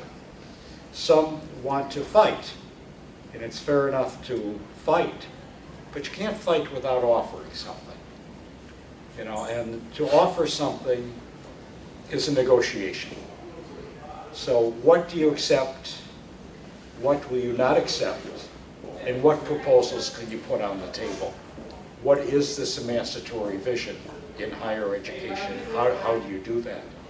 And I think this is the crucial issue as we proceed and we move forward. I have my own ideas about that. But, let me say something about that, Jim. I think we can make a distinction between interpretation and perspective. One branch of critical theory reinterprets. You could think, say, of the Cold War and revisionist theories of the Cold War. And there's a whole struggle over the evidence, points of origin, and so on and so forth. You could reinterpret something, but still be within the terrain of the question, the way it's being posed. However, you could also offer an alternative perspective, which breaks out of the framework in which the initial question is being posed. The difficulty is to move from the first to the second. And I think Jim Mittelman has succeeded in doing that through an extraordinarily complicated way. You did not mention Bradell, and I know he has influenced your work. Bradell has a perspective of different temporal speeds, methodologically. And so, when did critical theory begin? You could take a synchronic and diachronic approach to it. Take, for instance, if you read the Bhagavad Gita in very opening rounds, where Arjuna is asking all of these very important questions, and Krishna said to him, you know, it is not about the enemy that we're fighting, it is about the question of justice that we're fighting, or over in Ramayana, right? When Lord Rama says to Lakshman, he says, I'm not speaking to you as my brother. The question of family is at a lower level than the question of justice. So where do you situate critical? It has a long trajectory to it. And then, you know, you have the more medium-term time. And I wanted to ask you a question about this, Jim. You know, the good old instrumentalist theory of the state that we read about from Ralph Miliband and so on. I'm becoming a rather more, in a sense, traditionalist in a sense. The state, in many ways, has undressed itself. It's become very instrumentalist in the way in which questions of war and economy and so on, culture, are being reorganized. And I wonder if I can ask you, as a critical theorist, what do we make of that old literature on, you know, the C. Wright Mills and the Ralph Milibands and so on and so forth? Because we've tended to move away a fair bit from that kind of work. well, I think we need to go back to that kind of work. Yeah, and much of the work took forward the notion of theory of the state from the 19th century and the early 20th century, looked at the simplifications there, and attempted to enrich it. So it turns attention to the social basis of the state. You know, where is the state rooted? What is the social structure? Where are the changing coalitions? So we return to the structuralist, instrumentalist theories of the state, and we now begin to complicate them. What about the post-colonial state? How does the post-colonial state differ? How is the state changing rapidly in our times? What is the intersection with civil society? What are the couplings there? Yeah, JP? Thank you. I'm so glad I was here. I was really looking forward to this, Jim. The last time I came to AU for something like this was to honor Jim Rosenau. Right. And so I was very nostalgic about that. And it's just such a nice way to be able to think about issues of critical scholarship.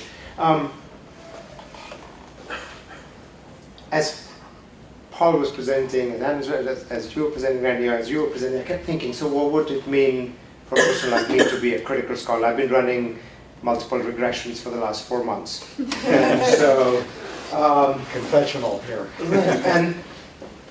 and before I started to run them, because they are on racism in international trade, one of the few references I found of people who had worked on racism apart from Nita Crawford was you and Christine Chin.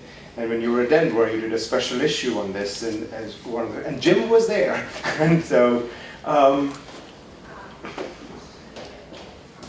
so there are people like me, I think, in the academia who are very uncomfortable with the word critical, because it's like saying, are you saved? When I was at University of Mississippi, either you're forced to say you're critical, or you're supposed to say, no, I'm stupid. No, I'm just a child of the very consciousness that you have, but I don't have it. I just never read my Freire when I was growing up in the developing world, but I'm so glad you did. So it's just, there's a labeling to it which makes one feel so uncomfortable. Gosh, I can't be them because I'm not throwing bricks at neoliberalism. So where do we belong then? And I think as you were speaking and as Paul was speaking, I thought maybe it's somewhere between that yogi and the commissar. The critical scholar must be an interstitial scholar. He or she must exist within these boundaries of these grand projects. Otherwise we couldn't ask those questions. I was reading Jane Geyer recently, marginal gains. She's an anthropologist at Johns Hopkins, and she starts it with this concept of bewilderment. And I think rather than confusing the other, we must ourselves stay confused. And I think where I've been uncomfortable with critical theory is that they don't sound confused. They're trying to confuse everyone, but you must sound confused yourself. For Jane Geyer, only the World Bank person who tries to produce markets in Africa is bewildered. But the people who've been partaking of exchange since Equatorial Africa came into being are not bewildered by exchange. Only the World Bank official is bewildered because they think these people don't know how to exchange. So the only addition I would have here would be the confusion must be of two sorts. One, in the mind of the person one is speaking to, but also in the mind of the speaker. And what you were saying, Jim, I just found so deeply loving and empathic, that you went confused to Africa, you came back confused. And I think that level of ambiguity or confusion would be so good to start conversations across these four boundaries. I just recently contributed an essay to a volume in which I compared UNESCO and WTO, two organizations I know really, really well. And I would actually say I was being very critical in saying that UNESCO is just not participatory. It's full of intellectuals like you and me. We write tomes, and nobody knows about UNESCO apart from the World Heritage Program. And it embodies many of the ideas that a critical scholar would embrace, and yet nobody knows about UNESCO, but a farmer knows about WTO. They will go in Mali or Senegal, they will go protest on the street because there's a tariff which affects their life. So if we just say, where is neoliberalism getting challenged? It's not getting challenged in UNESCO. It's getting challenged in WTO. And we would only be able to acknowledge it if we were a little more confused rather than being dismissive of everything that the WTO does. And if we stop saying WTO is not participatory. Because what do we mean by participation? Do we mean the farmer who is participating, or do we mean the intellectual who went to Paris and presented a paper on racism? And so I just really think that for me, what I really loved about my sporadic conversation, not in the gym, not in the doctor's office, but since I was here for 2 years, Jim, have been these conversations where I found you listening, and in turn you made me question assumptions that I'm not surprised that when I take up a project on racism that the first reference I find is yours. Thanks, Steve. Patrick? Yeah. I'll just respond briefly to JP for his wonderful comment. What is critical? It's a shorthand. Yeah, it's an abbreviation.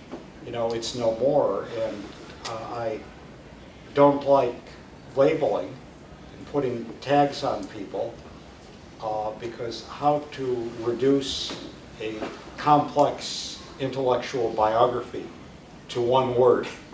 Yeah, I resist this, and I've been assigned certain tags and certain labels and introduced in certain ways that I resist.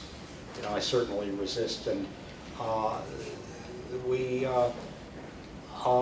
think have to be Catholic, lowercase c, in critical theory, and certainly there are elements of positivism in some studies that are done in a positivist way, in a mainstream way, that are very, very, very useful to critical theorists.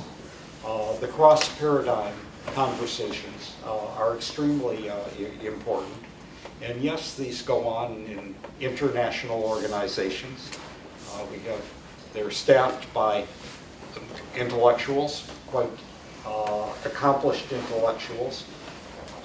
As a former consultant for UNESCO on various projects, I can speak to the point. And what has happened to the agencies of the United Nations that had more socially democratic missions is that they have become marginalized within the UN system. I think of UNICEF, UNESCO, the ILO, another unit that I worked for, which was the United Nations Center on Transnational Corporations. It was just buried in the basement of UNCTAD in Geneva, and so on. I mean, these voices have been sent off to the margins of international organization. Why? It's because of certain structural forces that have been operating on the United Nations and control over the resources there. It's about resources and power. But yeah, I think that critical theorists can be eclectic. It must be open, but eclectic in the sense that their explanations in the ways that they proceed have commensurability in them, because one can incorporate quite inconsistent and contradictory ways of thinking. Yes, I have a similar question, but from a very different angle. Because after reading somebody like Armai Quays, we have the impression that as a thinker or scholar from the South, we are neither commissar nor the yogi. We are basically outside of the game because he's overly critical of the entire project of university and all that. And adding to that, the fact that as an African scholar, I basically learned in a language that's maybe 1% or 2% of the population speaks. Yet, as Said will say, I'm supposed to represent them. How do I be an effective critical thinker while I'm representing a people that I don't even speak their language? Maybe they don't understand me. How do I factor in this business?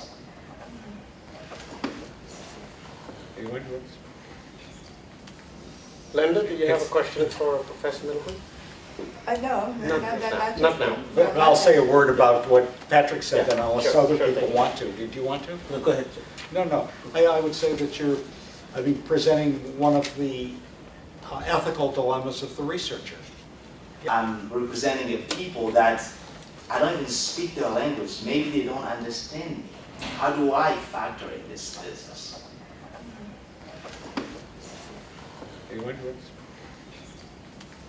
Linda, do you have a question for Professor Mittelman? No, Not now. But I'll say a word about what Patrick said, Yeah, and unless sure, other sure people thing. want to. Did you want to? No, go ahead. No. I would say that you're, presenting one of the ethical dilemmas of the researcher. Yeah, there are real ethical issues. Who are we as researchers to represent those whom we study? Why are we entitled? Who has authorized us? So it may be in your homeland. I mean, who are you to represent people in the Democratic Republic of the Congo? Or it can be elsewhere in the world, where you do your research elsewhere. How do we regard the voice of the translator, of the interpreter? Is a very important question in post-colonial studies.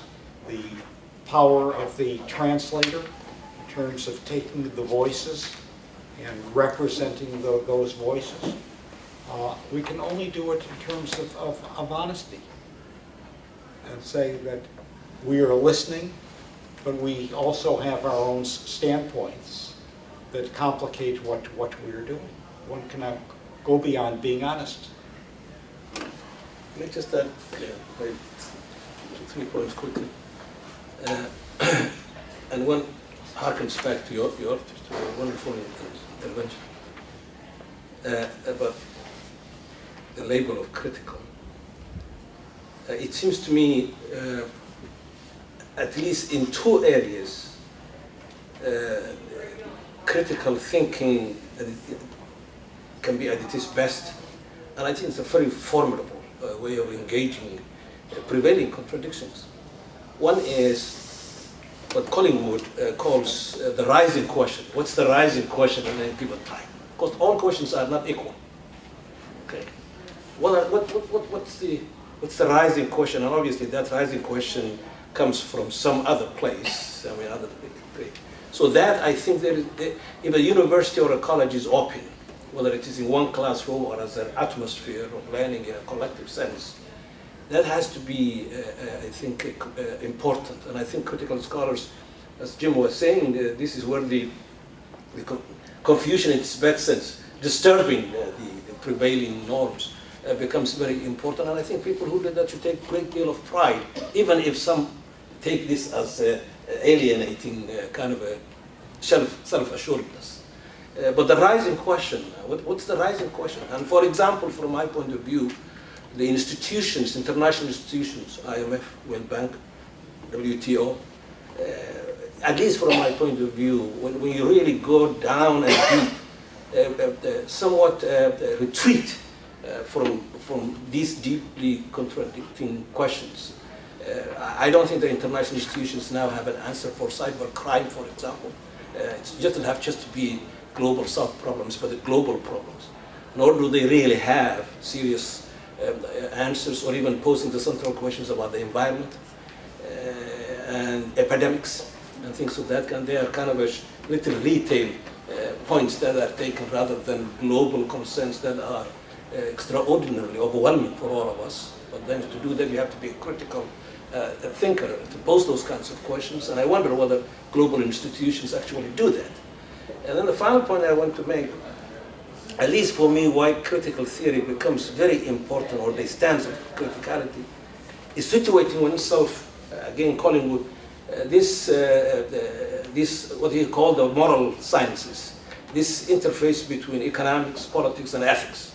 And I think what is so, I think, energizing about critical theory is that it puts the stress on ethics without neglecting the importance of the economy and, of course, politics. But ethics, I think non-critical scholars really somehow are too ginger, or maybe even retreat from that. And therefore, economic analysis or political analysis and ethics gets not marginalized, but maybe exiled in some other place somewhere. And to me, to hold those three together and then stress the importance of ethics without neglecting the interplay seems to be one of the key features in critical thinking. Paul? Thank you, Professor. Paul? Yeah, you know, JP, I'm sitting with your comment because I think it's a great comment, and I think the insight that there's sort of an arrogance to critical theory, and it's sort of committed to problematizing the world, sowing confusion, but there is oftentimes an arrogance to it and a confidence that And I think you're right. Like, who doesn't want to be critical, right? Like, what do I want to be called? Like, as you sort of said, you know, mainstream dumb or like, so Neo-positivist. Yeah. You know, you want to be called liberal. You know, so I just think that. But I think you raised. So what's this enterprise? And I think we're hearing different sort of takes on this enterprise. But to the degree that we sort of take pride in sowing confusion to our students and sort of suggesting that the certainty that we all have at different points of our lives has no grounds. But then I wonder, what's the purpose of confusion? I mean, ultimately, really. So what are we really trying to do? And by the way, who are we to do it? But because I think that one of the things that seems to me in critical theory's trajectory is that I think Frankfurt School had notions of that liberation was possible, that freedom was possible. And I think now we kind of say to ourselves, that's another myth. And so what is possible? And is the job of life to simply just keep pulling off categories that we get stuck on? But then where do we stand when they're ripped off? So, I mean, I'm just sort of celebrating your comment because I think that there's a sense in which sometimes I think critical theory is like basically complaint, sophisticated complaint. And we should, there's lots of reasons to complain about the world. But then when we examine where we are standing when we make that complaint, and we find that there's not a lot of ground there either, then what we do is we go to graduate school and we teach others to do this. I mean, it's sort of like, I always think if you want to neuter an activist, send them to graduate school because they care about something, and then they're going to go like, oh my God, it's bigger than I thought. It's good on a t-shirt. So I mean, I guess I just raised the question again. In some ways, this panel is a self-reflective panel of what is it that we do when we're doing this. And I think you've just raised a great point about like we should be careful about the arrogance that we often take on this and the point of pride that we enamor ourselves with. You know, Paul, critical theory, there would be no need for critical theory if these projects of domination did not exist. I mean, they were invading countries, right, and welcoming home our soldiers as great heroes. There are languages of heroism that are saturated all over this country. Patriotism is the #1 theory of hegemonization. That's what you confront in the classroom, right? So, critical theory, I'm delighted that there's some strident steps that are being taken. It should, because in most universities and in practically all of the measures of evaluation of good scholarship, there is a significant of perception of rankings and what gets valued and what doesn't get valued. So I'll put it this way. If we stay right here in the United States, critical theory, as Mittelman has written about and has done, it's not only in the books. It is also about the things that we do, including when you engage with a student in class. I had a student once who came and planted an American flag in front of him, himself, and I was teaching Fanon. And so he said, he was basically making the argument that a lot of these post-colonial writers are extremely violent. And I said, I agree with you. So would you like to discuss this violence? He says, yes. I says, can you tell me about who this violence is against and who are they engaged with? And let's discuss the weapons and so on that they use. And the reason why I'm raising this is that the domination, the projects of domination, is not just somewhere far out in government. It's widely distributed in society. It's in the classroom. It's in the way in which resources are organized in this university. And so critical theory, if it loses its self-confidence, it would not be able to do what it has done. Most of the democratic rights that we have, right, it took people with enormous courage, right, and with trust in their lives and so on to keep on democratizing society. We just celebrated Selma. That was a critical moment. There were people writing, speaking, they were engaged in critical theory. And whilst they were doing it, there were others who were on the other side saying, this can't happen. Basically, you're taking away my privilege. And so for me, international relations has been this long process of teaching the West how to put what the great European philosophers have advocated, democracy, human rights, individual rights, respect, dignity, all of this stuff, and says, show me. Show me. And Gayatri Spivak reread Marx, the 18th Brumaire, where Marx raises the question about representation. And Spivak, in a brilliant feminist move, she said, you know what? You know, remember the essay, can the subaltern speak? And she says, well, let's make a distinction between representation and representation. They're not the same things. Sometimes you could represent, like you take the working class and their problems and so on and so forth, you study it, because the ordinary working person goes to work every day, doesn't have time to survey all of the material and what have you. They know their own privation, their own suffering and what have you, their own challenges. And then there are others who are studying it and so on and so forth, and they can take, say, the hegemonic class discourses about heroism, right? Dolfet no kurmet pri patria more, it's sweet and honorable to die for one's country, right? And go back and explain that to the people. And Spivak made the argument. When the British went to India, they said sati is offensive. You know, the whole immolation of the widows. And then Indian men basically said, but this is a very long tradition. Who are you to come in? And Spivak says, you know, look at this really here. British colonizers and Indian men are debating about Indian women, and the Indian woman has no right to speak.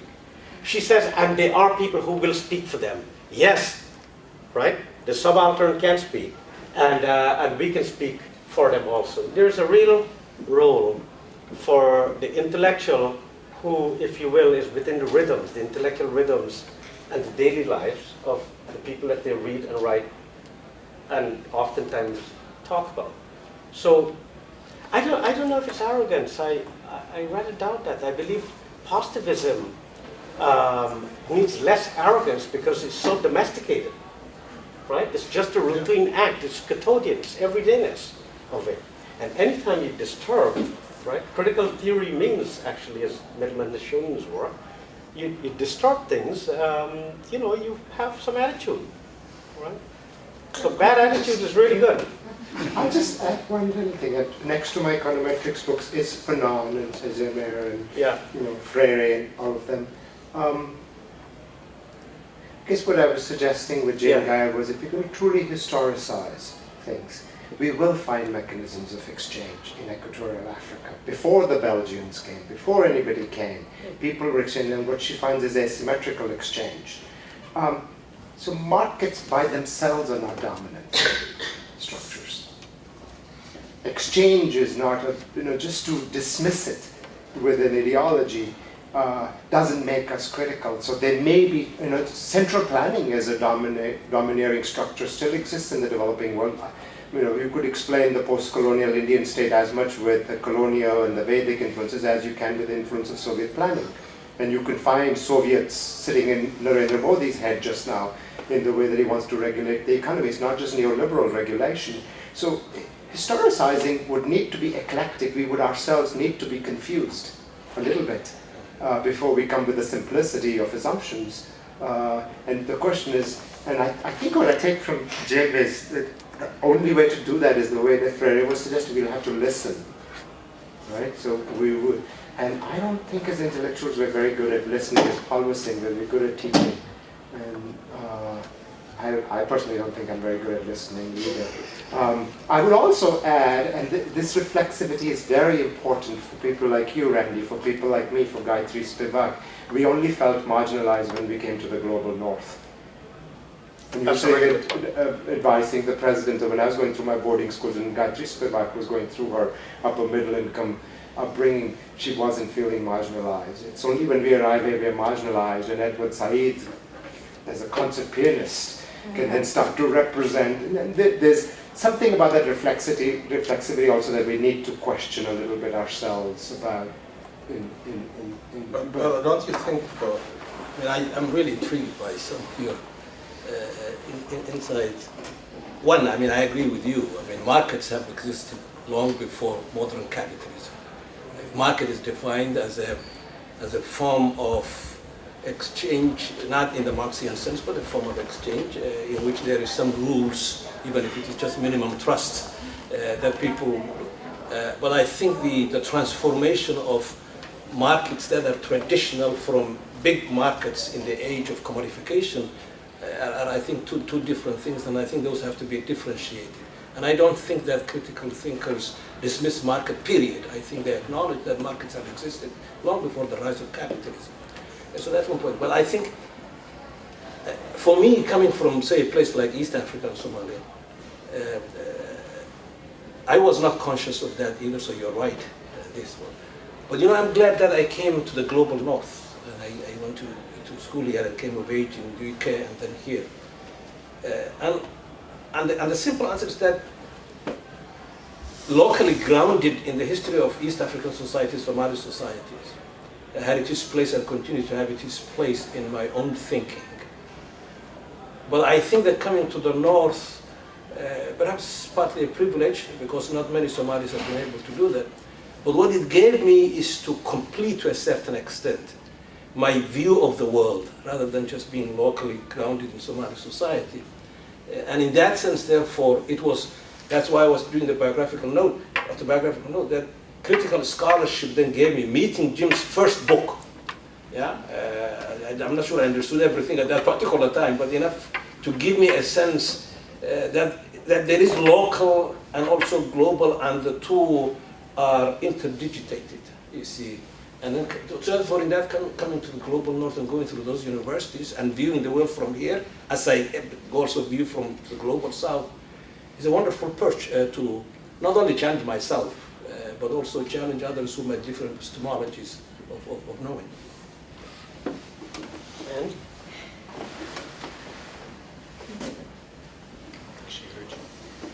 So, do you want to cut in on critical theory? I don't really have very much to add. I'm just fascinated by the conversation, by all the insights of people. I'm not quite sure what I would add, except that I think that as I have continued on my journey of engaging with feminist theory and critical theory more generally, that all these questions of reflexivity and thinking, feminists spend a lot of time thinking about representing others, or whether we should do that or whether we shouldn't do that. And I just think, listening to all of you, I've learned so much. It's just been such a rich experience, and I thank everybody in the audience too. Wonderful. Linda, yeah. Well, yeah, it's just a small point, but I think there is a level of arrogance, I mean, in any kind of theorizing, and there's not just critical theory, but just taking a position and presenting an argument requires a certain amount of self-confidence and assertiveness and arrogance, if you want to use the word in a positive way. I mean, not necessarily a bad thing, that the attitude to say, yes, I have perhaps a different way of thinking about this, and that's okay, and I'd like you to hear it. I'm going to say it anyway. I hope that you are able to hear it and are willing to give it some of your time and thought and consideration. In critical theory, though, we're addressing arrogance as an object, so to speak. I mean, we're talking about patterns of domination, those structures that have been in place, and so I think it's kind of built into the dialogue. I don't think it's something we need to excuse or apologize for one way or the other. But when I think of what critical theory has contributed, at least personally to me, and I hope in teaching to some of the students I may have influenced, is neither arrogance nor confusion, but a sense of reflection on what one is really doing, and to maintain a sense of ethics in what you do, and maintaining or understanding what your moral compass is, or what are the moral and ethical issues at stake. when you act in a certain way. Because as soon as you start asking questions about what is power for, and what is the purpose of testing the hypothesis, for example? What is the purpose of what you're doing, and what will be the efficacy of it, and what is the impact? These are normative questions in many ways, and I think critical theory reminds us that politics is fundamentally dealing with ethics, and we often forget that, although that is the starting point. If you don't think critically, then you act irresponsibly, and that to me means that you're sort of putting aside the necessity to take a moral position, to at least try to understand your own, the effects of what you do on others, and to reflect on the effects of your actions and collectively the effects of policies as collective actions representing a state or a certain position. And if you don't think about that and you just sort of follow along, then that to me is unethical, and you need to be critically aware of the impact of your acts and your words. So I think that has been the greatest contribution. I mean, if you make it in a very simple way, in very simple language, without all the complexity of the philosophy that we can engage in, but that's just very fundamental, and it carries with you every part of your life. You don't have to be making grand policy on a grand world stage. It affects who you are as a human being, and I think that is a message that stays with a person, and I think in some ways I think that's part of why that student of yours remembers what you taught so many years later, because you were touching on a very personal part of that individual's way of thinking about himself. And I think that's so important. If we just do that, that's job well done. Well, yeah, it's a great comment, Linda, and I think that you've underlined sort of a paradox in critical theory, which is that you said that those people who are not critical may act irresponsibly. I would just add, and those people who are critical, who do have this self-reflective perspective, will also act irresponsibly, because we live in a world where we cannot see everything. We're not omniscient. And so where we stand, I mean, how many, and I take your point beautifully, Randy, that yes, you need sort of, not certainty, but you need momentum and passion to confront injustice in the world, and there is injustices in the world and so forth.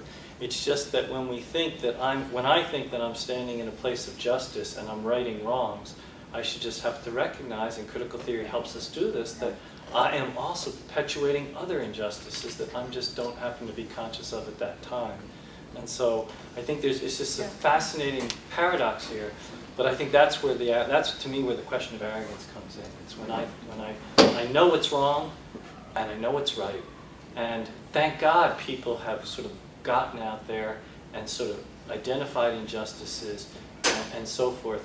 And we also know that many of those projects have led to other, so it's a fascinating world we live in, I guess. And I would just push Jim on this. I mean, Jim, you finished, in your comments, you talked about why do this. You sort of said, is it worth it? And I noticed the first thing you said was, well, it's kind of fun. And you said, you meet nice people and so forth. And so I want to push you, Jim, as a compliment. I want to push you, because I know those are the kinds of compliments you like to do. Why, where do you stand on this question of justice and liberation and the promise of critical theory to eradicate the prisons we live in? Okay. Big question. So I do it for the thrill of it. Yeah, there's a thrill in knowing the text, enjoying the text, and so on. Our moral questions, Paul's worked in the field of normative international relations ever since he began in academia. In fact, when I teach courses on global political economy, we begin with Adam Smith, and I always emphasize that Adam Smith was a moral philosopher, and that he said, oh, political economy, that's just the practical side of what I do, but it's all about moral philosophy. And I think that we should have convictions. It's not a matter of being arrogant or not arrogant, but what are our convictions? And we have to position ourselves, to take a position, and to raise this question about what is possible. And this is a matter of the alternatives. So Ahmed referred, I think, at one point to utopias, but grounded utopias. Grounded utopias, utopias that are contextualized, utopias that are historicized, that there isn't one big formula for the entire world. We live in such a messy world with very different situations that there are going to be alternatives. And so we, as critical theorists, we have to put forward the alternatives, and we can try to etch them. I was quite humbled when I was in Uganda a year or so ago, and I was doing a number of interviews for the book that I'm working on repurposing higher education. I was interviewing people in the ministry and former ministers and chancellors of universities. And when I was interviewing a former minister now in the National Planning Authority, he got quite intrigued by the questions that I raised. And this went beyond an interview, but it became a long, extended, very productive discussion we had about higher education. And so he said to me, I want you to do one thing. He said, first you tell me when you're leaving Uganda. And he said, oh, you only have another week here. He said, I'm going to assemble or invite the ministers in the upper level civil servants, and we want you to give a talk on what you think needs to be done in universities in Uganda. And I was humbled. What could I say of practical value? And this issue of representation was very much on my mind.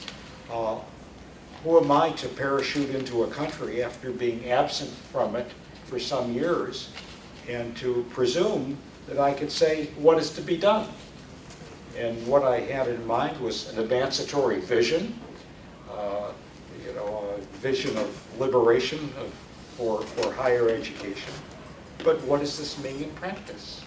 How do you try to translate all of these big ideas and these authors whom we're mentioning and take it down to the level of policy? And there, our discussion actually, when I did give this talk to the ministers, continued afterwards over tea with the head of the Gender Committee in Parliament, people who worked with human rights, and we went on for quite some time. And this is a translation. I mean, it's offering something. What is concrete? Trying to stimulate the conversation, which is a bit different from the conversation that we were having. And I hope that I bothered people, that I unsettled the ways that they were thinking about what should be done with higher education, things such as privatizing more, expanding the markets within education. And so what do we do as critical theorists? We try to seize the initiative. And I think that that's what can be done in critical pedagogy, is to create a climate where students really seize the initiative in their own education. This is what Ahmed and his cohort did when we were at the University of Denver. They educated themselves. I'm very happy to accept all of these compliments that I've received here. but I really can't take credit for all of these things. I remember I was teaching a seminar at another university. It was in New York City, and the students came to me one day and they said, you know, we can only do so much in 14 weeks in your course. So we've developed a supplementary syllabus. We're meeting one night a week. We rotate among students' apartments on the Upper West Side. You were invited only when the reading gets really difficult. Pierre-Philippe Rayan, Les Alliances de classe, and things such as that. But this is really what I mean by critical pedagogy. So my answer to your question is morals, ethics, yes. What is possible? We take it down. You know, when you get to talking about alternatives, it's not simply about counter-hegemony or talking in big terms about counter-discourses in the world. But what can we offer? And I think that is the test. I want to add something to that. Practically speaking, I ran for president of Somalia in the last campaign, in 2012. It is probably the most, the top of the failed state league, okay? And in that campaign, I had to sit in front of powers from the north and international institutions, United Nations, World Bank, others like that, even the African Union, which has presence there as troops, and major centers of power in the West, United States and Britain and others, face to face. I mean, this is the point about confidence rather than arrogance, and two real, from my point of view, are different. I had two choices. As leader of a political party running for office in a very heated moment in Somali society. Two choices. One, to clamp down and sit like a house nigger. Let me put it in the language of Malcolm X. Yeah, and just yes, we need your help, and yes, you know, and do that. Or be respectful and strategic about this, but at the same time, use some of the tools I learned from people like Jim and Manuel Wallerstein and Robert Cox and others, but then put that in a context that is fitting to this engagement with these powers that really are eager to help, but they are not interested in certain kinds of questions. Yeah? One of those questions, I'll just give you an example. And for some time now, and I think it still continues, although it's changing a little bit, when international representatives came to Mogadishu to speak with the Somali elite in the reconstruction of the state, they created a base at the airport. Okay? And everybody has to come to the airport. They have created their own comfortable little base at the airport, surrounded by military forces and a big wall and all. And then you come there to meet them. Okay? So when we find out about this, he was meeting with the Central Committee of the party, and he said, look, I think we should ask for them to come and meet us in Mogadishu, not at the airport, but inside the city. And there are plenty of places to meet, hotels. I was staying in a hotel in campaign.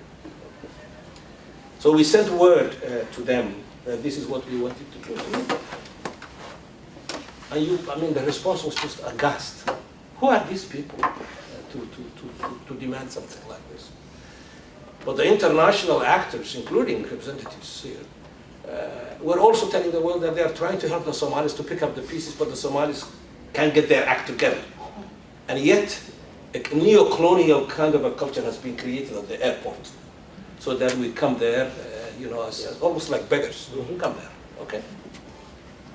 And I was put almost into not a blacklist, but dangerous guy. Senator, dangerous guy. Because he wants too much already in terms of autonomy and all of this, too much already. If I did not drink from the wells of critical political economy and social theory, including Jim's work, I don't think I would have the audacity to demand that. I would have been just a little modernization boy from Africa, and then, play that line, you see.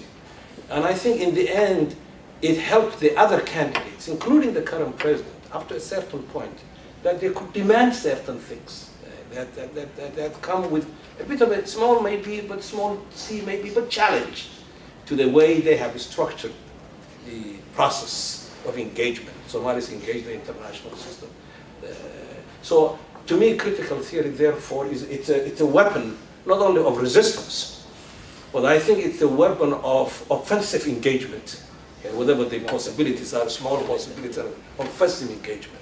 And at the same time appreciating what others can bring, not just Somalis, but others around the world can bring to this. But offensive engagement that's respectful and yet has some boldness to it. Without that, I don't think I would have been equipped to participate in that conversation, except as a conventional, kind of a petty bourgeois Somali guy who wants to be president of Somalia. Wow. Okay. So we are almost at the end. I was going to tell you my own story as when I was advising the president of Guyana about something, but I'll leave it for later on. Jim, you have the last word. Well, I think I've said my last word about ethics, about morals, about alternatives. But since we're sharing stories, I'll tell one, and I think it makes the point about the importance of our enterprise. I was in South Africa a few years ago, and old friend, known him quite a long time. He had done his PhD at the University of Sussex in Britain. He's an economist, and during the apartheid period, the regime attempted to assassinate him. It was all planned after apartheid. He called for the files when he was elected to as a member of parliament. He called for his file, and the plans in great detail were all there. It was just before the end of apartheid when the bomb was supposed to go off, and a chance event happened which interrupted it. And this is, he says, the reason that he's alive today, and he's the living father of his 5 children. So as we talked, I said, tell me, what is the greatest problem that you as a minister are having in South Africa? And there were all of these burning issues that his ministry was dealing with. And without hesitating, he said, Jim, he said, my greatest problem as minister is with my professional staff. And I said, what do you mean? He said, you know the issues that we're dealing with right now, post-apartheid, and my particular providence, what I'm responsible for. I need position papers. I need briefs. And what do I get from my staff? He said, they all do the same thing because they've been educated and they've been trained in the same way with orthodox thinking. And he said, what I need is heterodoxy with all of these PhDs and these MAs who are working for me as professional staff members. And this was the importance about knowledge and about power. If you want to bring heft to national governments and global governance, one of the routes to do it is through knowledge production and knowledge dissemination. And this is exactly what he was talking to me about. So this is why we try to sow confusion without being arrogant and think about the ethics of doing this. I really want to thank everyone. This was wonderful, and again, I'm happy to be the occasion for a conversation that I hope will continue for a long time. Thank you very much indeed.